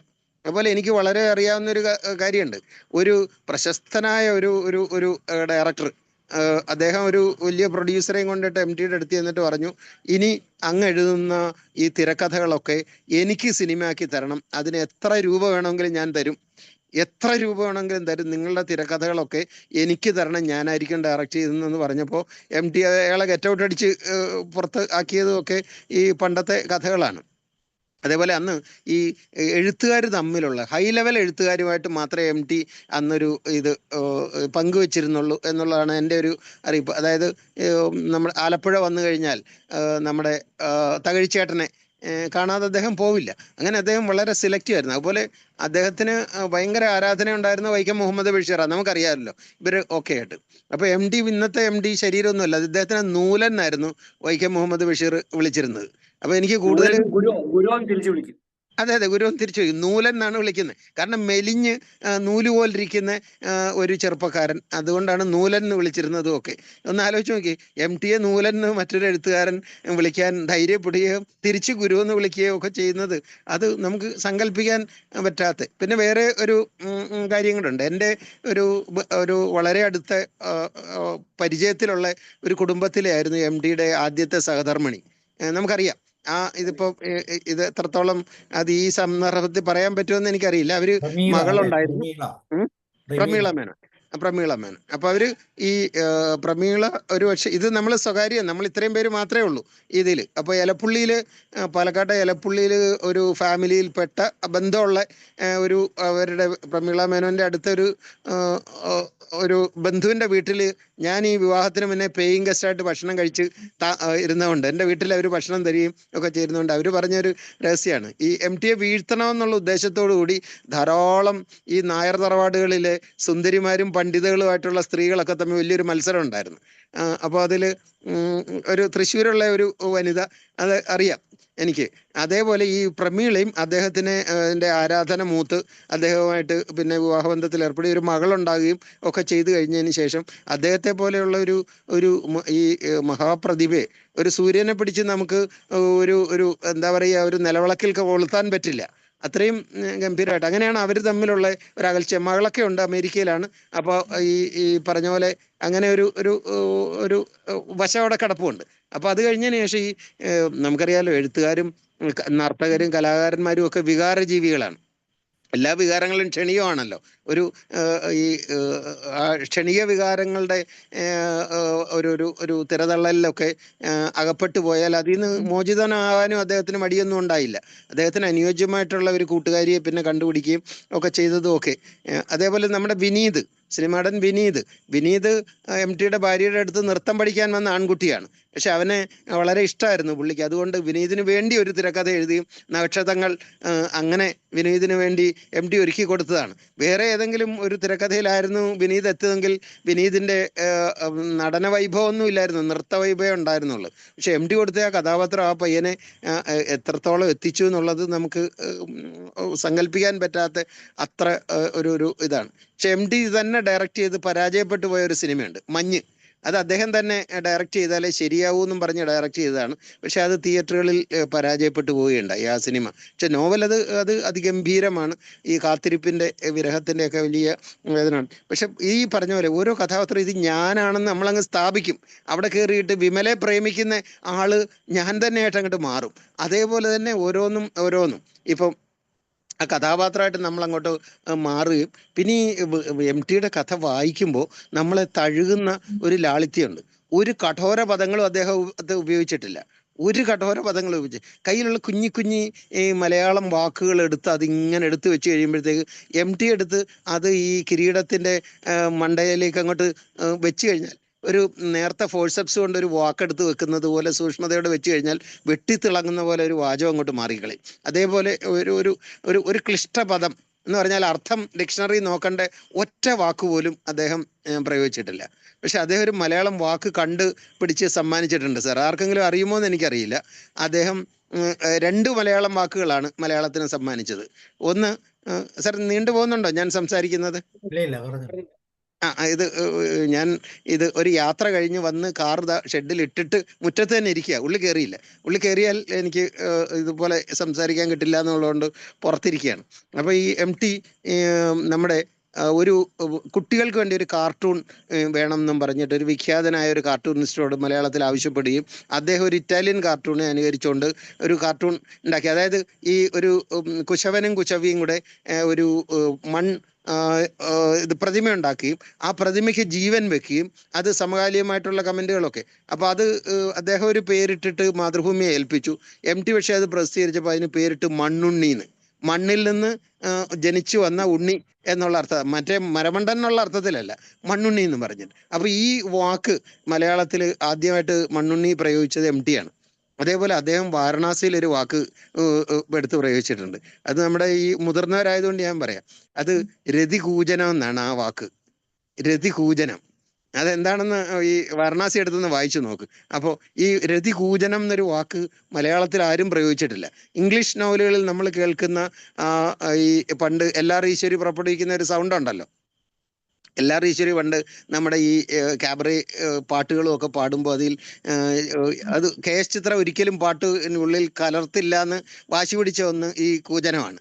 അപ്പോൾ ഈ രതികൂജനം എന്നുള്ളൊരു വാക്ക് ആരും മലയാളത്തിൽ പ്രയോഗിച്ചിട്ടില്ല. അത് MT മാത്രം വാരണാസിയിൽ എഴുതിയൊരു വാക്കാണത്. അപ്പം അങ്ങനെ ഒരു പിന്നെ നമുക്കറിയാലോ പെരുന്തച്ചന്മൻ്റെ അതൊക്കെ അലങ്കാരം ആണെങ്കിൽ ഇതൊരു പ്രത്യേക സൃഷ്ടിയായിരുന്നു ഇത് കേട്ടോ. അതായത് ഈ ഒരു സമുദ്ര ഉള്ളിൽ ഒതുക്കിക്കൊണ്ട് നടക്കുന്ന ആള്, മഹാപർവ്വതങ്ങളെ എടുത്ത് കയ്യിലിട്ട് അമ്മാനമാടാൻ കഴിയുന്ന ഒരാൾ, അതേപോലെ തന്നെ ഈ എന്താ പറയുക ഈ അതിഗംഭീരമായിട്ടുള്ള വിരാട് ഭാവത്തിൽ നിൽക്കുന്ന പുരുഷൻ. MTയെ മലയാളത്തിലെ ഈ ഒരു എഴുത്തുകാരനെ ഈ MTയെ പ്രണയിച്ചതുപോലെ കേരളത്തിൽ ഒരൊറ്റ എഴുത്തുകാരനെയും ഈ മലയാളി സ്ത്രീകൾ ഒന്നടങ്കം കയറി പ്രേമിച്ചിട്ടുണ്ടാവില്ല കേട്ടോ. അദ്ദേഹം വളരെ ഒതുക്കി അടങ്ങി നിന്നതുകൊണ്ട് അദ്ദേഹം രക്ഷപ്പെട്ടു എന്ന് പറയാൻ വഴി. കാരണം ബുദ്ധിപരമായിട്ടുള്ള വലിയ ഔന്നത്യം പുലർത്തുന്ന ധാരാളം പേർ അദ്ദേഹത്തിൻ്റെ ആരാധകരാകുകയും മാതൃഭൂമിയിലേക്ക് അദ്ദേഹത്തിന് വേണ്ടിയിട്ട് കത്തെഴുതിയതിനെയൊക്കെ പറ്റിയിട്ട് പുനത്തിൽ കുഞ്ഞബ്ദുള്ള ഒരു ഞങ്ങളുടെ ആലോചന മീറ്റിങ്ങിൽ വന്ന് സംസാരിക്കുകയുണ്ടായി. അതായത് ഈ മാതൃഭൂമിയിൽ അയച്ചു കിട്ടുന്ന കത്തുകളിൽ ഒരു നല്ല പങ്ക് ഈ പ്രണയലേഖനങ്ങളും പ്രണയാഭ്യർത്ഥനകളും ഒക്കെ ആയിരുന്നു എന്നും കേട്ടിട്ടുണ്ട്. ഞാൻ എഴുത്തിനെ പറ്റിയല്ല, അറിയുന്ന ഈ പേഴ്സണലായിട്ടുള്ള കാര്യങ്ങൾ നമ്മൾ സുഹൃത്തുക്കളുടെ വേദിയിൽ പറഞ്ഞു എന്നേ ഉള്ളൂ. I conclude. പുസ്തകത്തെ പറ്റി ഇനിയൊരിക്കൽ സംസാരിക്കാം. Okay sir, thank U. ഇനി ആരാ പറയുന്നേ? സാറേ, എനിക്ക് വേറൊരു സെഷനിൽ പോകണ്ട. ഞാൻ നേരത്തെ പറഞ്ഞ ആ ഫംഗ്ഷനിൽ വന്ന ഒരു കവി മധുസൂദനൻ നായർ സാറായിരുന്നു. ഇവര് മൂന്നുപേരും കൂടെ. അത് കാരണം ഞാൻ അതൊന്ന് പറഞ്ഞതിന് ശേഷം സാറിനെ മധുസൂദനൻ സാറിനെ ഞാൻ മറന്നുപോയി പേര്. ഗൾഫ് പര്യടനം ഇവര് 3 പേരും കൂടെ ആയിരുന്നു. അതെ, അതിന്റെ അതിന്റെ ലാസ്റ്റിലെ ഷാർജ ഇന്ത്യൻ അസോസിയേഷനിൽ വെച്ചിട്ട് ഇവർ 3 പേരും കൂടെ വരികയും നമ്മുടെ മധുസൂദനൻ നായർ സാറ് ചൊൽക്കവിതയൊക്കെ ചെല്ലുന്ന ആളാണ്. വളരെ മനോഹരമായ. അപ്പൊ അതിന്റെ മാക്ക് എന്ന് പറയുന്ന സംഘടനയുടെ പ്രോഗ്രാം കോർഡിനേറ്റർ ആയിരുന്നു ഞാൻ. അപ്പൊ അങ്ങനെയാണ് സാറിനെ കാണാനും ഒക്കെ വലിയ ഓർമ്മയായിട്ട് മനസ്സിൽ നിൽക്കുന്നു. അപ്പൊ എനിക്ക് വേറെ സ്റ്റേഷനിൽ അറ്റൻഡ് എല്ലാവരുടെയും. മനോജ് സാറേ, 1984 MT വാസുദേവൻ നായർ കഥയും തിരക്കഥയും എഴുതിയ IV ശശി സംവിധാനം ചെയ്ത രാജുമാത്തി നിർമ്മിച്ച സിനിമയാണ് ആൾക്കൂട്ടത്തിൽ തനിയെ. ശരിയാ. Okay sir, right. കാര്യം അതിനകത്ത് മമ്മൂട്ടിയുടെ ഒക്കെ ഈ പറഞ്ഞ പോലെ എല്ലാം റോളുകളും ഒക്കെ അത് ഒരു വലിയ സിനിമയായിരുന്നു. അതിനകത്ത് മരണത്തെ കുറിച്ചാണല്ലോ. അത് ബാലൻ K നായരായിരുന്നു അതിനകത്തെ പ്രധാന കഥാപാത്രമായിട്ടൊക്കെ അഭിനയിച്ചു. എനിവേ, അപ്പൊ സാറേ എല്ലാവരുടെ ലീവ് ചെയ്യാനുള്ള ഒരു പെർമിഷൻ പോകുന്നു അറിഞ്ഞൊരു വിഷമമുണ്ട്. Thank you for the presence. നമുക്ക് വീണ്ടും ഒരിക്കലും ഇതുപോലെ ആകാം, നമുക്ക് കണ്ടുമുട്ടാം. സുനിൽ സാറിനെ ഒക്കെ ഞാൻ ആദ്യമായിട്ടാണ് നമ്മുടെ ഈ പ്ലാറ്റ്ഫോമിൽ സംസാരിക്കുന്നത്. ബൈജു സാറിനെ അതുകൊണ്ട് അപ്പൊ കണ്ടതിലൊക്കെ വളരെ സന്തോഷം. ഇതുപോലെ വേറൊരു അവസരത്തിൽ നമുക്ക് കൂടുതൽ ചർച്ചകളും കാര്യങ്ങളൊക്കെ ആവാം. അടുത്ത ജോഷി സാർ പറയും. ജോഷി സാർ. സാർ ഒരു കാര്യം കൂടെ ആഡ് ചെയ്തോട്ടെ. ശുദ്ധോധനൻ സാറ് അതിഗംഭീരമായിട്ട് ഓർമ്മകൾ പങ്കുവച്ചു. കൂട്ടത്തിൽ ഒന്ന് പറയട്ടെ, കുട്ടേട്ടൻ എന്നുള്ളത് കുഞ്ഞുണ്ണി മാഷ് കുറെ കാലം കൈകാര്യം ചെയ്തിട്ടുണ്ട്, ബാലപംക്തി. അതുപോലെ MT വാസുദേവൻ നായരും കുറച്ചു കാലം കുട്ടേട്ടനായിട്ട് ഇരുന്നിട്ടുണ്ടെന്നാണ് എൻ്റെ ഒരു ഓർമ്മ.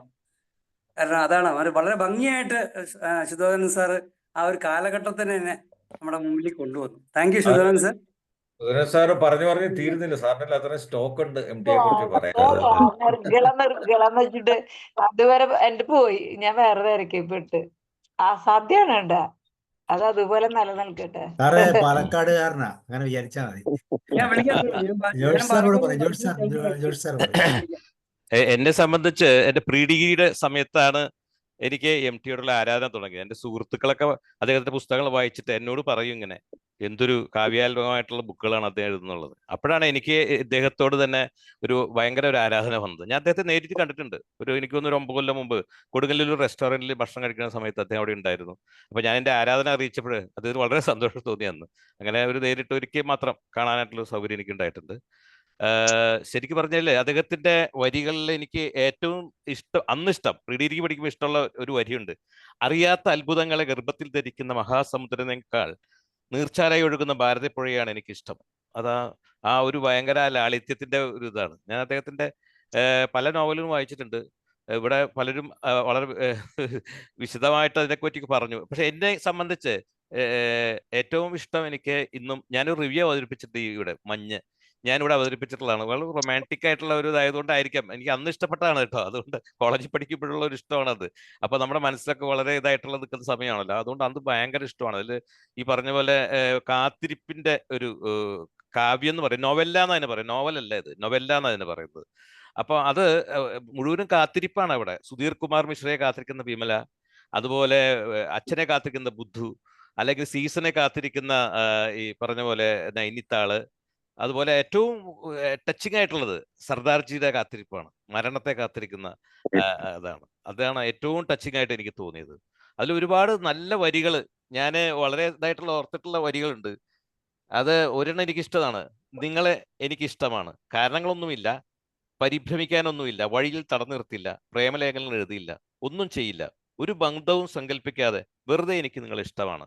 അത് ഭയങ്കര ലൈനാണ്. അത് സർദാർജി പറയുന്നതാണ്, വിമലോട് പറയുന്ന വരികളുണ്ടല്ലോ, അതൊക്കെ എത്രയോ ഗംഭീരമായിട്ടുള്ള വരികളാണ്.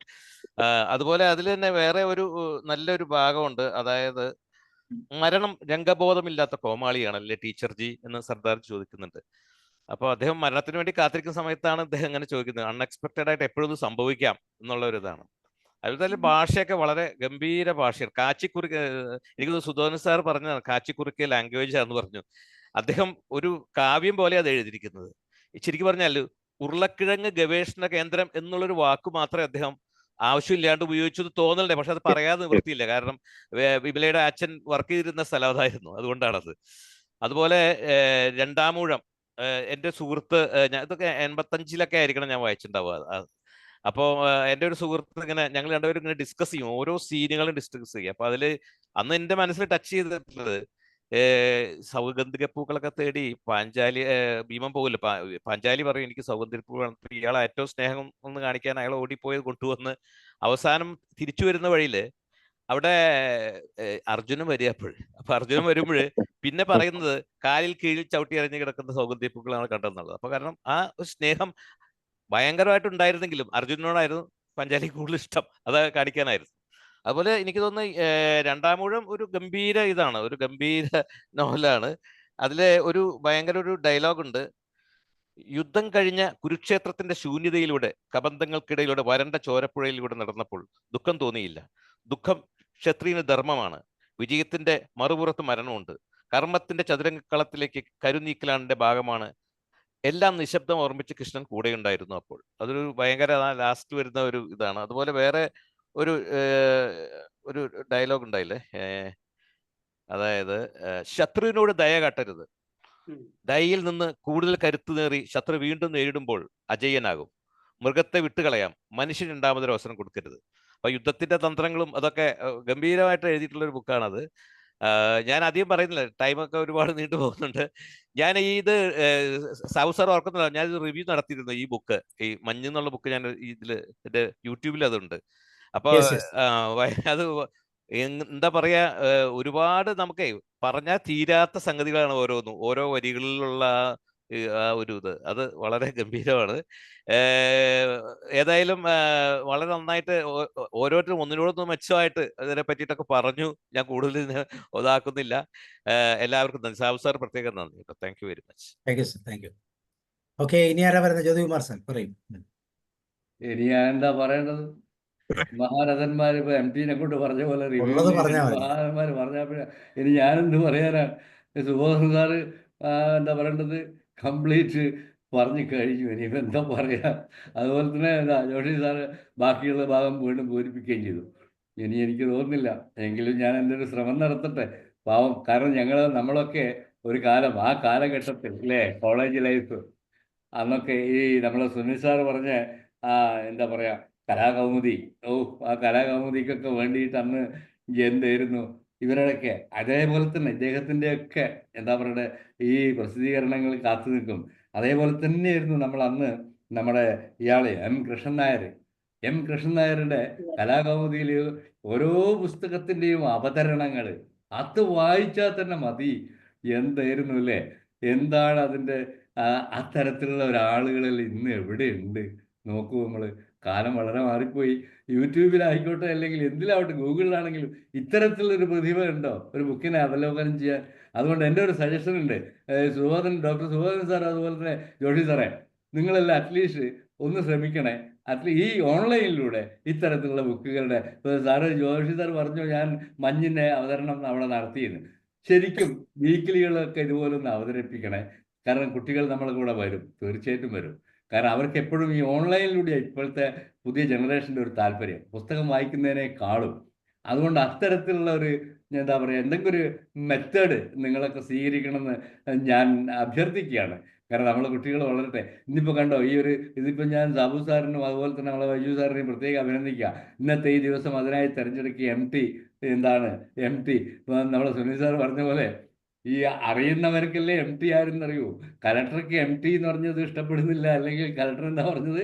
EMT അതാണോ ഇത്രയും ഭയങ്കര ഒരാളെ MT ആക്കിയിട്ട് പറയുന്നു എന്നുള്ളതാണ്. അല്ല, ഞാൻ ജസ്റ്റ് തമാശയാണെങ്കിലും പറയാം നമ്മൾ. അതുപോലെ ഇന്നത്തെ കുട്ടികൾക്ക് വളരെ ഇതായി തോന്നും. ആയതിനാൽ അതൊക്കെ വേണം. ആ ആൾക്കൂട്ടത്തിന് യാത്രാ വിവരണം അത് കറക്റ്റാണ് ശരിക്കും പറഞ്ഞാൽ അമേരിക്കൻ്റെ. പിന്നെ ഈ മാതൃഭൂമിൻ്റെ കിളിവാതിൽ, ആ കാലത്തൊക്കെ നമ്മൾ മാതൃഭൂമി വാങ്ങുക, കലാകൗമുദി കയ്യിൽ കരുതി വെറുതെ. ഞങ്ങളൊക്കെ എനിക്ക് ഓർമ്മയുണ്ട്, കോളേജൊക്കെ പഠിക്കാൻ കലാകൗമുദി മാതൃഭൂമിയിൽ കഷത്ത് വെച്ചൊരു നടപ്പുണ്ട്. എന്താ വെച്ചാൽ കാണുന്നവർക്ക് നമ്മൾ ഭയങ്കര അതാണ്, അതിൻ്റെ ഒരു അന്തസ്സുണ്ട് എന്ന് പറയില്ലേ, ആ ഒരു അന്തസ്സാ. അന്തസ്സല്ല സർ, പെൺകുട്ടികളുടെ ആരാധന കിട്ടാനായിരുന്നു അന്ന്. അത് ഓക്കെ, അത് ഒരു പരിധി വരെ ശരി തന്നെ. എങ്കിലും ഞാൻ പറയാം, കാരണം മാതൃഭൂമിയൊക്കെ നമ്മളൊരു ഹയർ ലെവലിലുള്ള ഒരു ചിന്തയായിട്ടാണ് കാണാറ്.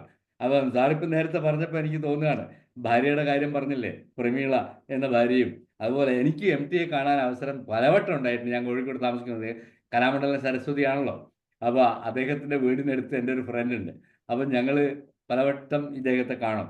അപ്പോൾ അത് പറയുമ്പോൾ എനിക്ക് സാറത് പറഞ്ഞപ്പോൾ എനിക്ക് ഈ യന്ത്രത്തിൽ ഓർമ്മയുണ്ടാ, നമ്മളെ മലയാറ്റൂരിൻ്റെ യന്ത്രത്തിൽ ഇന്ന് ബാലചന്ദ്രൻ കലക്ടറെ രണ്ടുപേരും കൂടി പ്രേമിച്ച് കലക്ടറെ മകളും ഇല്ലേ, ഓർമ്മയില്ലേ? മത്സരമല്ലേ, അതുപോലത്തെ ഒരു മത്സര കാലഘട്ടം തന്നെയല്ലോ ആ കാലത്ത് അല്ലേ? കാരണം അന്ന് കവികൾക്കും കഥാകാരന്മാർക്കും എന്തൊരു പ്രാധാന്യമായിരുന്നു. ഇതുപോലത്തെ കലാകാരന്മാർക്കുള്ളൊരു പ്രാധാന്യം, പെൺകുട്ടികൾക്ക് മുഴുവൻ ആരാധന അവരോടല്ലേ, അതാണ്. പക്ഷെ അതിൽ നേരത്തെ സാറ പറഞ്ഞത് വൃത്തിയിൽ വെൽ ഡ്രസ്ഡ് ആയിട്ട് നടക്കുന്ന പഴയ ഒരു വിഭാഗം ഉണ്ടായിരുന്നു അന്ന്. എന്താണെന്നറിയോ, ഈ സാഹിത്യകാരന്മാരാണ് ഒരു സഞ്ചി തോളിലിടുക, താടി വളർത്തുക, മുടി ഇങ്ങനെ ആക്കി വൃത്തിയിലാണ് നടക്കുക, അങ്ങനത്തെ ഒരു ഗ്രൂപ്പ് ഉണ്ടായിരുന്നു. അതിൽ നിന്നുള്ള എത്രയോ വിഭിന്നരാണ് ഇവരൊക്കെ. ONV ആയാലും അതേപോലെ ഇദ്ദേഹമൊക്കെ ആകുമ്പോൾ അത് നല്ല വൃത്തിയിലേ എപ്പോഴും നടന്നിട്ടുള്ളൂ ഇല്ലേ, ശരിക്കും പറഞ്ഞാൽ. അതുപോലെ തന്നെ സംസാരം വളരെ കുറവാണ്. എല്ലാം ഈ പറഞ്ഞ പോലെ ഒരു ചിരിയിലും ആ നോട്ടത്തിലും ഒതുക്കുന്ന ഒരു ഇതുണ്ടായിരുന്നു. അതാണ് ചങ്ങമ്പുഴയും ഏതാണ്ട് ഇതായിരുന്നു സാർ. ചങ്ങമ്പുഴ ചങ്ങമ്പുഴ അല്ലേ? അത് ശരി. അദ്ദേഹത്തിന് നമുക്ക് കാണാനായിട്ടില്ല. പക്ഷെ അതിലും ഞാൻ പറയാം, വായന സമ്പന്നരാക്കും എന്ന് പറയുന്നതും അതേപോലെ തന്നെ മൃദുഭാഷി ആൻഡ് മിതഭാഷി, ഇതൊക്കെയാണ് ആ പ്രയോഗങ്ങൾ. ഡോക്ടർ സാബ് നന്നായിരുന്നു. അപ്പോൾ ഇത്രയും എനിക്കിപ്പോൾ ഇതിൽ പറയാനുള്ളൂ. കാരണം ഇനി എനിക്ക് കൂടുതൽ പറയാനാവില്ല, നിങ്ങളെല്ലാം പറഞ്ഞു കഴിഞ്ഞിട്ടുണ്ട്. Okay, thank you very much. ഇനി ആരാ പറയുന്നത്? ജോഷി സാറാണോ? അൺമ്യൂട്ട് ചെയ്യും. ഓക്കെ, എല്ലാവർക്കും നമസ്കാരം. ഞാൻ ഒരു നഷ്ടബോധത്തിലാണ് ഇപ്പോൾ ഇരിക്കുന്നത്. എനിക്ക് കറക്റ്റ് 6:45 ഒരു ഫോൺ വന്നു. 1 മണിക്കൂർ ഒരുപാട് കാലം കൂടി ഇരുന്ന് ഒരാള്, നമ്മുടെ വളരെ വേണ്ടപ്പെട്ട ഒരാൾ വിളിച്ചതാണ്. അങ്ങനെ 7:45 അതുകൊണ്ട് എനിക്ക് ഈ മഹാസദ്യയിൽ പങ്കുചേരാൻ സാധിച്ചില്ല. എങ്കിലും ഏറ്റവും അവസാനത്തെ ഈ ഐസ്ക്രീം വിളമ്പുന്ന നേരത്താണ് എനിക്ക് എത്താനായിട്ട് പറ്റിയത്. ശുദ്ധോദരൻ സാറ് സംസാരിച്ചു എന്ന് പറയുമ്പോൾ തന്നെ അത് വളരെ ഗംഭീരമായി. ഞാൻ ഇന്ന് രാവിലെ മുതലേ പലപ്പോഴും ഈ MDയുടെ പടം ഈ TV സ്ക്രീനിലും ഈ മൊബൈൽ സ്ക്രീനിലും കാണുന്നുണ്ട്. അപ്പോഴേ എൻ്റെ മനസ്സിലേക്ക് ആദ്യം വരുന്ന രൂപം ഇത് സാമ്യം ശുദ്ധോദരൻ സാറിന്റെ മുഖമാണ്. വളരെ സാമ്യം എനിക്കത് ഫീൽ ചെയ്തു. നിങ്ങൾക്ക് ആർക്കെങ്കിലും അത് ഫീൽ ചെയ്തോ എന്ന് എനിക്ക് അറിഞ്ഞുകൂടാ.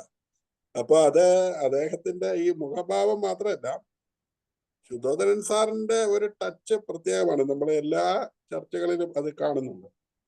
തീർച്ചയായിട്ടും ഈ MDയെ കുറിച്ചൊന്നും ഞാൻ പറയാൻ ആളല്ല. എത്രയോ മഹാനാണ് അദ്ദേഹം. കേരളത്തിൽ ജനിച്ച ഒരു മഹാനായാണ്, അല്ലെങ്കിൽ MDയുടെ നാട്ടിലാണ് നമ്മൾ ജനിച്ചതെന്ന് പറയുമ്പോൾ നമുക്കതൊരു അഭിമാനമാണ്. തീർച്ചയായിട്ടും അദ്ദേഹം വളരെയേറെ വയസ്സ് വരെ ജീവിച്ചല്ലോ മകൻ. ഞാനും എൻ്റെ വീട്ടുകാരത്തിയുടെ ഇന്ന് പറയുമായിരുന്നു, നമ്മുടെ ഓർമ്മയിലുള്ള ഈ മഹാന്മാരെല്ലാം മരിച്ചല്ലോ നമ്മുടെ ഈ കാലഘട്ടത്തില്. ഈ പുതിയ തലമുറയെ നമുക്ക് വലിയ പിടിയൊന്നുമില്ല. ഇപ്പോ പുതിയ കുറെ അധികം കലാകാരന്മാരുണ്ട്, നമുക്ക് അവരെ ഒന്നും വലിയ പിടിയില്ല. ONV, അതുപോലെ തന്നെ ഈ MD, തകഴി, ഇതുപോലെയൊക്കെയുള്ള മഹാന്മാര് നമ്മുടെ ജീവിത കാലഘട്ടത്തിൽ മരിച്ചുപോയി. പുതിയ ആളുകളെ നമുക്കൊണ്ട് വലിയ പിടിയുമില്ല. അതുപോലെ തന്നെ സിനിമാ രംഗത്തെ ആളുകളും മഹാപ്രതിഭകൾ പലതും മരിച്ചു. അതുവഴികെ ബാക്കി നമുക്കറിയാവുന്ന ചില പരിചിതരായ ആളുകളൊക്കെ പോയി. തീർച്ചയായിട്ടും ഇവരുടെ വിടവ് നമ്മളെ സംബന്ധിച്ചിടത്തോളം ഒരു വലിയ വിടവായി തന്നെയാണ് നമ്മളതിനെ കാണുന്നത്. തീർച്ചയായിട്ടും അദ്ദേഹത്തിന്റെ ഈ എഴുത്തുകൾ, കൃതികളെല്ലാം ചിരകാലം ഇവിടെ ഉണ്ടാകും, ഒരു സംശയമില്ല. എത്ര വായന മരിച്ചാലും എന്തെല്ലാം മരിച്ചാലും അവരുടെ സാഹിത്യ സൃഷ്ടിയും അവരുടെ സംഭാവനയും തീർച്ചയായിട്ടും കേരളം, ലോകം സ്മരിക്കും എന്നുള്ളതിൽ തർക്കമില്ല. ഇന്നത്തെ നല്ല അവസരോചിതമായിട്ട് നല്ലൊരു ചർച്ച അറേഞ്ച് ചെയ്യാൻ പറ്റി. നമ്മുടെ ഇവിടെ നല്ല സാഹിത്യകാരന്മാരുണ്ട്. ശുദ്ധോദരൻ സാറും അതുപോലെ തന്നെ ജോഷി സാറും ജ്യോതികുമാർ സാറും ഒക്കെ എല്ലാം മെച്ചപ്പെട്ട നല്ല വായനയുള്ളവരും അറിവുള്ളവരും കഴിവുള്ളവരും സാഹിത്യ വാസനയുള്ളവരുമാണ്. അവിടെ ജ്യോതികുമാർ സാർ പറഞ്ഞതുപോലെ ഇടയ്ക്കൊക്കെ നമുക്കിനിയിപ്പോ ഈ വലിയ ഗ്രന്ഥമൊന്നും എന്നെ സംബന്ധിച്ചിട്ട് ഇപ്പോൾ ഒട്ടും പറ്റില്ല. ഇനി ഒരു പുസ്തകവും വായിക്കാനുണ്ട്. കാരണം എനിക്ക് കൈകൊണ്ട് ഒന്നും മറിക്കാൻ പറ്റില്ല. അപ്പൊ നിങ്ങളെ പോലെയുള്ള ആളുകളുടെ നല്ല അവതരണം തീർച്ചയായിട്ടും എനിക്ക് എന്നെ പോലെയുള്ളവർക്കൊക്കെ അതൊരു മുതൽക്കൂട്ടാണ്. അങ്ങനെ ഒരു സെഷനെ കുറിച്ച് നമുക്ക് ചിന്തിക്കാവുന്നതാണ്. തീർച്ചയായിട്ടും അത് വളരെ പ്രയോജനപ്രദമാണ്. ഇന്നത്തെ ഈ ചർച്ച ഞാൻ ഇത് യൂട്യൂബിൽ ഉറപ്പായിട്ടും ഇന്നാളെ തന്നെ കാണുക തന്നെ ചെയ്യും.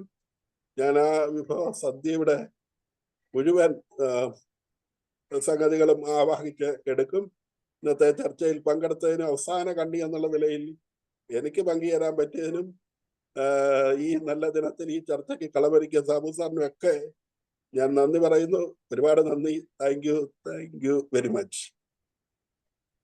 ഈ മഞ്ഞിലെ നോവൽ വായിക്കുമ്പോൾ ജോഷി സാറ് പറഞ്ഞ പോലെ ആ കഥാപാത്രം ആവാഹിച്ചെടുക്കും എന്ന് പറഞ്ഞ പോലെ ജോഷി സാറും ആവാഹിച്ചെടുത്തോളൂ, കുഴപ്പമില്ല. ഓക്കെ, ഇനി ആരാ ഉള്ളത്? വിൻസെന്റ് സാർ, ഇളങ്കോ സാർ, മാം പറയൂ. നല്ലൊരു വായനക്കാരൻ അവിടെ മിണ്ടാതിരിക്കുന്നുണ്ട് സുനി സാറ്. നമ്മളെ പരിധിക്കപ്പുറം ആദ്യമേ പറഞ്ഞു, സുനി സാറൊക്കെ പറഞ്ഞു. കേട്ടില്ല, സങ്കടമായിപ്പോയി. സാറിന്റെ ക്ലാസ് ആയിരുന്നു രാവിലെയൊക്കെ. അപ്പോ നമ്മളെ ശുദ്ധോധന സാറ് പറഞ്ഞ പോലെ പുറത്ത് പറയാത്ത എഴുത്തുകാരനുള്ള പ്രണയം പഠിക്കുന്ന കാലത്ത് അമിതമായിട്ട് സൂക്ഷിച്ചിരുന്ന വായനക്കാരിൽ ഒരാളാണ് ഞാൻ. എൻ്റെ ഉള്ളിൽ വല്ലാത്തൊരു സങ്കടം വന്നിട്ടാണ് സത്യം ഞാൻ സാറ് പറഞ്ഞത് മുഴുവൻ കേട്ടിരുന്നത്. തന്നല്ല, അദ്ദേഹത്തിന് കേന്ദ്ര സാഹിത്യ അക്കാദമി അവാർഡ് കിട്ടുമ്പോൾ എനിക്ക് അധ്യാപകർക്ക് ഡയറ്റ് ക്ലാസ് എടുക്കുന്ന ദിവസമാണ്. അപ്പൊ ഞാനന്ന് ആ വേദിയിൽ നിന്ന് കുറച്ചേരം കരഞ്ഞ് സന്തോഷം കൊണ്ട്. കാരണം നമ്മളൊരു സഹോദരനാ. അദ്ദേഹത്തിന്റെ എഴുത്തിനോടാണ് പ്രണയം, വ്യക്തിയോട് ആദരവാണ് നമുക്ക്. അപ്പൊ അദ്ദേഹത്തിനെ കാണാൻ വേണ്ടിയിട്ട് അന്ന് എത്രയോ വർഷം മുമ്പാണ് സാറിനെ കാണാൻ വേണ്ടിയിട്ട് സാഹിത്യ അക്കാദമി പോയിട്ട് തള്ളിക്കേറി എന്നിട്ട് കണ്ടൊരു കാലുണ്ടായിരുന്നു. ബിഎഡിന് തൃശ്ശൂർ മോഡൽ ബോയ്സിൽ പഠിക്കുമ്പോ അദ്ദേഹത്തിന്റെ ഒപ്പ് മേടിക്കലൊക്കെ. അപ്പൊ അത് പൊന്നുപോലെ സൂക്ഷിച്ചിട്ട് പിന്നെ മലയാളം പഠിക്കുന്ന കുട്ടികളോട് അദ്ദേഹത്തിന് കുറെ സന്ദേശങ്ങൾ ഉണ്ടായിരുന്നു. അന്നും മുല്ലനഴി മാഷും ഉണ്ടായിരുന്നു മോഡൽ ബോയ്സില്.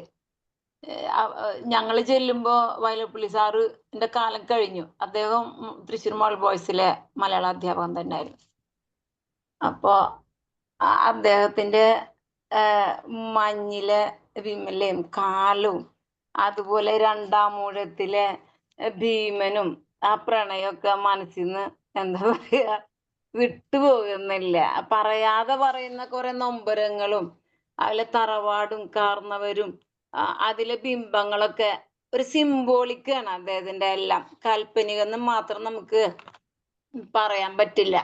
അതുപോലെ ഒരു കൂടല്ലൂരിന്റെ കഥാകാരൻ എന്ന് പറഞ്ഞിട്ട് കോളേജിലെ മാഗസീനിൽ അന്ന് എഴുതിയിരുന്നത്. അന്ന് പ്രിൻസിപ്പൽ ആ സാറിന്റെ ചിത്രം വെച്ചിട്ടായിരുന്നു കൂടല്ലൂരിന്റെ കൂടല്ലൂരല്ലേ സാറേ അദ്ദേഹത്തിന്റെ നാട്? എനിക്ക് അന്നത്തെ ഓർമ്മയാണ്.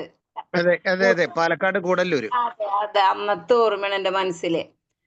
കൂടല്ലൂരിന്റെ കഥാകാരൻ എന്നാണ്. എനിക്ക് വേറെ പേരും കിട്ടുന്നില്ല എഴുതാനായിട്ട്. അതേപോലെ തന്നെ എന്താ പറയാ, ഒരു മിനിറ്റ്, എനിക്കത് വരുന്നില്ല അദ്ദേഹത്തെ കുറിച്ച് പറയാന്.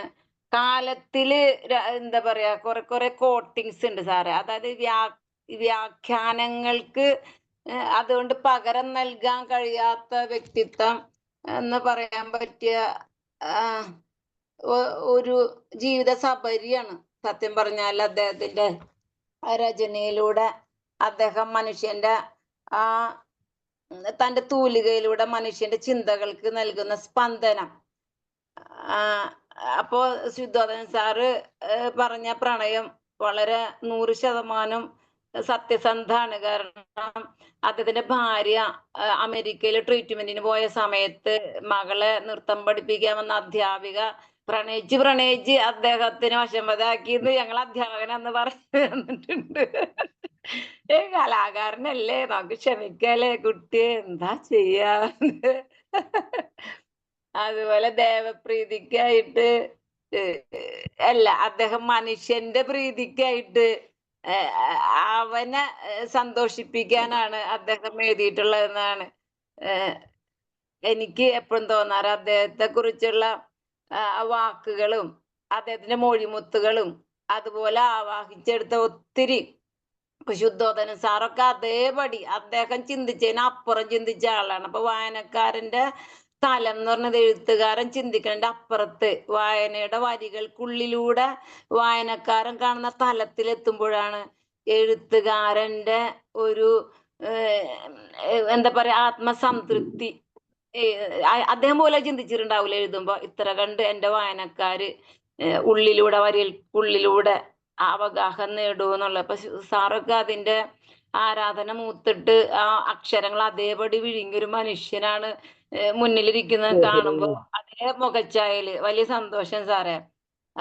അതുപോലെ വരാതിരിക്കില്ല എന്നുള്ള അദ്ദേഹത്തിന്റെ ആ ഒരു ചിന്ത, അതൊരു ഇതിഹാസ കാവ്യം പോലെയാണ് അദ്ദേഹത്തിന്റെ കാലഘട്ടം. എനിക്ക് തോന്നുന്നത് നമ്മളൊക്കെ അദ്ദേഹത്തിന്റെ കാലഘട്ടത്തിൽ ജീവിച്ചിരുന്നത് ഒരു മഹാഭാഗ്യമായിട്ടാണ്. മലയാള സാഹിത്യത്തെ സ്നേഹിക്കുന്ന മലയാളികളായി നമുക്ക് എംടിയുടെ കാലത്ത് നാം ജീവിച്ചിരുന്നു എന്ന് എനിക്ക് തോന്നിയത് അതാ. അതിനൊരു തിരശ്ശീല വീണത് വല്ലാത്തൊരു സങ്കടമാണ് ശരിക്കും തോന്നുന്നത്.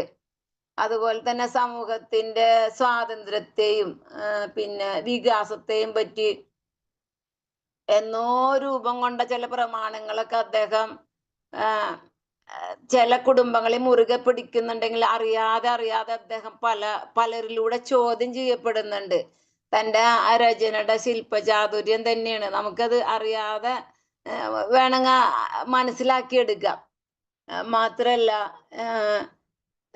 ആ തൻ്റെ തൂലിക ചലിപ്പിച്ചപ്പോ നാലുകെട്ടും തറവാടും കാർന്നവരും എല്ലാം നമുക്ക് മലയാള മണ്ണിന് സുപരിചിതമായി. അതുപോലെ സമസ്ത മേഖലകളെ സ്പർശിച്ച വ്യക്തിത്വം, ചിന്തിക്കുന്നവനും എനിക്ക് തോന്നാറ് സ്വപ്നം കാണുന്നവനും നമ്മള് പറയാൻ ആഗ്രഹിക്കുന്നതും ഒരു പടി മുമ്പേ തന്നെ അദ്ദേഹം നമ്മോട് എഴുതി വരച്ചു കാണിച്ചു എന്നാണ് എനിക്ക് അദ്ദേഹത്തിന്റെ കൃതികൾ വായിക്കുമ്പോൾ, പഠിക്കുന്ന കാലത്ത് മുതലേ ലൈബ്രറിയിൽ ഇരിക്കുമ്പോൾ തോന്നാറ്.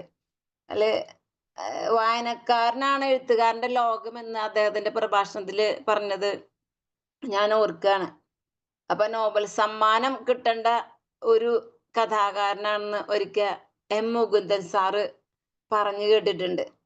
അപ്പോ നമുക്കും ശത്രുവിനോട് ദയ കാട്ടരുത് സാറ് പറഞ്ഞില്ലേ, ദയയിൽ നിന്ന് കൂടുതൽ കരുത്ത് നേടിയ ശത്രു വീണ്ടും നേരിടുമ്പോൾ അജയനാകുന്നുള്ളത് ആ 2-ാം ഊഴത്തിലെ വലിയൊരു കോട്ടിംഗ് ആണ് അല്ലെ ശുദ്ധോധനൻ സാറ്? അപ്പൊ അസുരവിത്തും അറബിപ്പൊന്നും കാലും 2-ാം ഊഴൊക്കെ ഇനി പല പല രൂപത്തിലും ഭാവത്തിലും ഇവിടെ പരന്ന വായനക്കാരുണ്ട്, ആഴത്തിൽ വായിക്കണവരുണ്ട്, അക്ഷരം അതുപോലെ വിഴുങ്ങണ മനുഷ്യരൊക്കെ ഉണ്ട്, വീണ്ടും വീണ്ടും ചവച്ചിറക്കണവരുണ്ട്, അയവട്ടവരൊക്കെ ഉണ്ട്. അപ്പൊ അവരെ കൂടെ പലതരത്തില് പുനഃസൃഷ്ടി വിചിന്തനങ്ങൾ വരട്ടെ എന്ന് മനസ്സാഗ്രഹിക്കുകയാണ്. Thank you sir, thank you very much. അപ്പൊ അദ്ദേഹത്തിന്റെ സ്മരണാഞ്ജലി മുമ്പില് എല്ലാ ആദരവും അർപ്പിക്കുകയാണ്. താങ്ക് യു സാറ് ക്ഷണിച്ചതിനും പറയാൻ പറ്റിയതിനും. Okay, George sir, Vincent sir. ഞാനൊരു രഹസ്യം പറഞ്ഞോട്ടെ, പറയൂ, പറയൂ.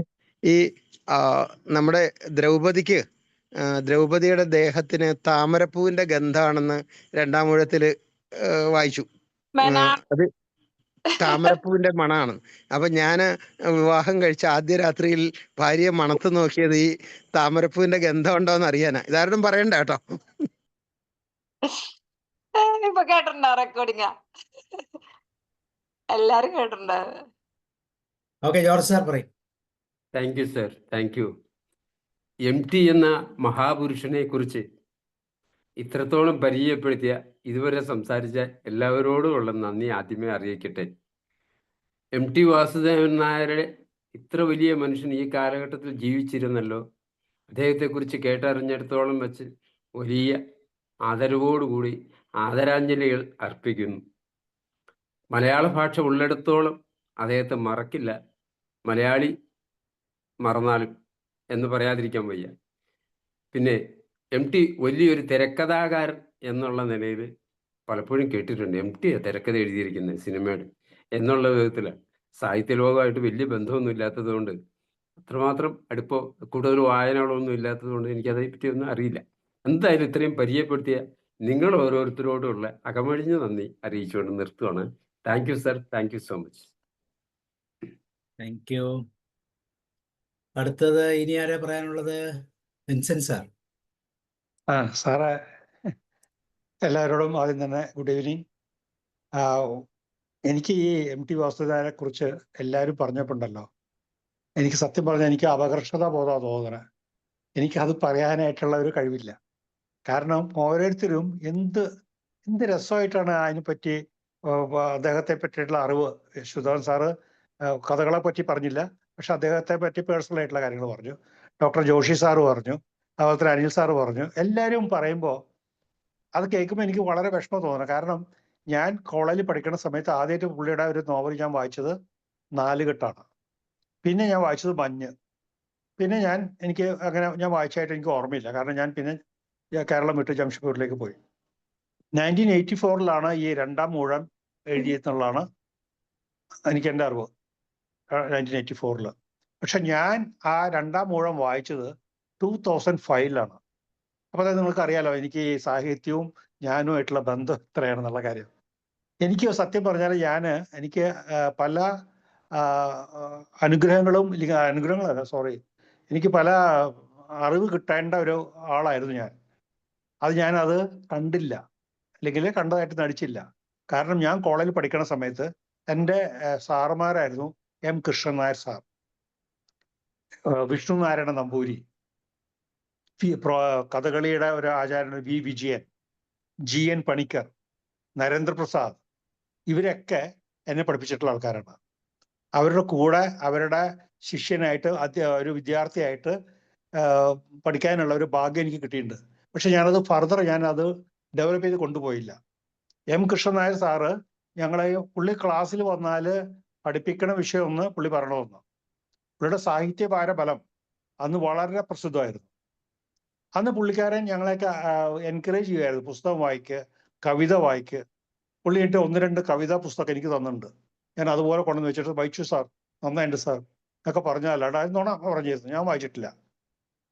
ഇവിടെ നേരത്തെ ആരോട് പറഞ്ഞു മാതൃഭൂമിയും കലാകൗമുദിയൊക്കെ കഷത്ത് വെച്ച് നടക്കുന്നു. ഞാനപ്പോൾ മാതൃഭൂമിയൊന്നും എനിക്ക് വായിക്കില്ല, എനിക്ക് ഇഷ്ടമല്ല.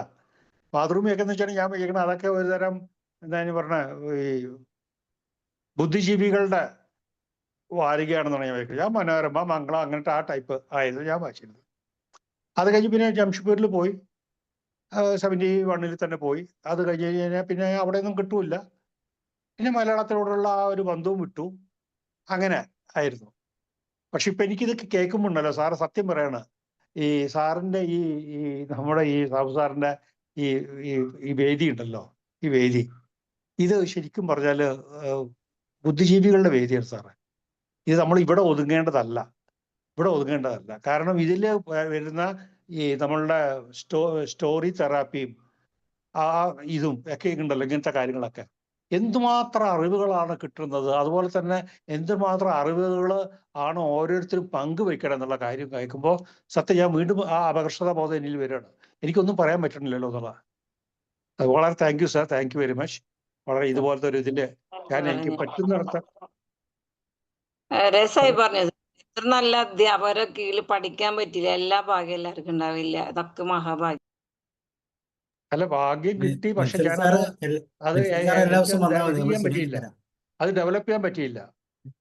ആ ഭാഗ്യം കിട്ടി എനിക്ക്, അവരുമായിട്ടുള്ളൊക്കെ ചെയ്യാനുള്ള ഒരു സ്റ്റുഡൻ്റ് ആവാനുള്ള ഭാഗ്യം കിട്ടി. പക്ഷെ ഞാനത് പ്രയോജനപ്പെടുത്തിയില്ല. I was a spoiled child. ഞാൻ പറഞ്ഞത്. Anyway thank you sir, thank you very much. അത്രയ്ക്കൊന്നും നിരാശപ്പെടേണ്ട സാർ, നമുക്ക് ശരിയാക്കി എടുക്കാം. ഓക്കെ, അപ്പൊ എല്ലാവരും പറഞ്ഞു എന്ന് തോന്നുന്നു. അപ്പൊ നമ്മുടെ യൂത്ത് പ്രോഗ്രാം തുടങ്ങി വെച്ച ആൾ പോയോ? അപ്പൊ ബൈജു സാറ് പോയി. അപ്പൊ നമ്മള് മഞ്ഞിലെ ഓർമ്മകൾ അല്ലെ, തീർച്ചയായിട്ടും മഞ്ഞിനെ കുറിച്ച് പറയുമ്പോൾ ഇനി വരുമായിരിക്കും അല്ലെ, ഇനിയും വരും എന്നുള്ള കാത്തിരിപ്പിന്റെ കഥ. മഞ്ഞുകാലത്ത് പോയി വല്ലാത്ത സങ്കടമായി അത്. ആ പ്രതീക്ഷയോടെ നമുക്ക് ഡിസംബറിൽ മഞ്ഞാണ്. മനസ്സിൽ സൂക്ഷിക്കാം. വീണ്ടും ഇതുപോലുള്ള കൃതികളെയൊക്കെ നമുക്ക് മനസ്സിലാക്കി കൂടുതൽ ചേർത്ത് വയ്ക്കാം. ഇനിയൊരു MT ഉണ്ടാകുമോ? വലിയ ചോദ്യം. ഇനിയൊരു MT ഉണ്ടാകുമോ? Let us be positive about it. അതെ.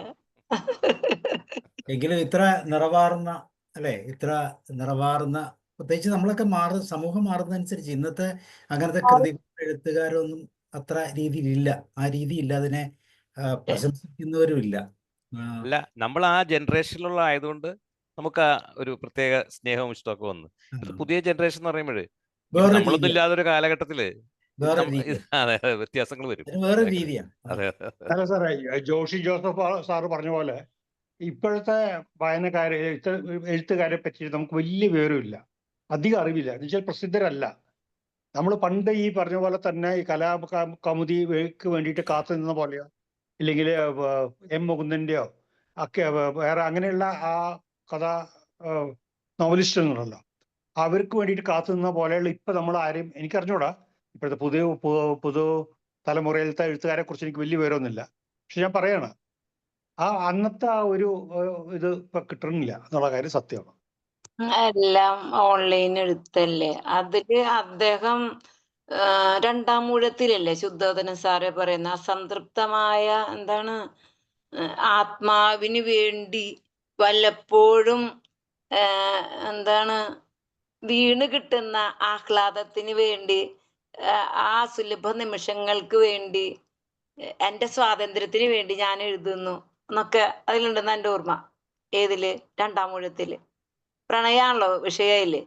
ഉള്ളിലുള്ളത് പാഞ്ചാലിയുടെ വരുന്നുണ്ടല്ലോ. അല്ല, കാലത്തിലും എത്ര കോട്ടിങ്സ് ആണ് അല്ലേ? ഒരുപാട് കോട്ടിങ്സ് ഉണ്ട്.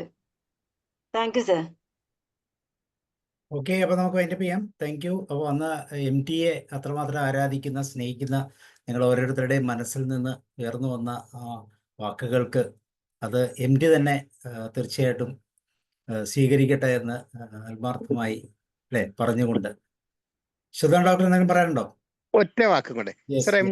MT ഈ ഇത്രയും എഴുതിയതിൽ എവിടെയും അശ്ലീലം അശേഷം ഉപയോഗിച്ചിട്ടില്ല. അത് വലിയ അശ്ലീലം അശേഷം ഉപയോഗിക്കാത്ത, പക്ഷെ സ്ത്രീ സൗന്ദര്യം, സ്ത്രീ ശരീരം, പ്രണയം, അതേപോലെ ഈ കടാക്ഷങ്ങൾ, ഇതൊക്കെ നമ്പൂതിരി വരച്ചിട്ട് MTയുടെ സ്ത്രീ കഥാപാത്രങ്ങളെ അതിഗംഭീര ഭംഗിയുള്ള ഈ എന്താ പറയുക, നമ്മുടെ ശില്പരൂപങ്ങൾ പോലെയൊക്കെ നമ്പൂരി വരച്ചിട്ടുണ്ട്. പക്ഷെ MT എവിടെയും ഒരു അശ്ലീലം പ്രയോഗിച്ചിട്ടില്ല.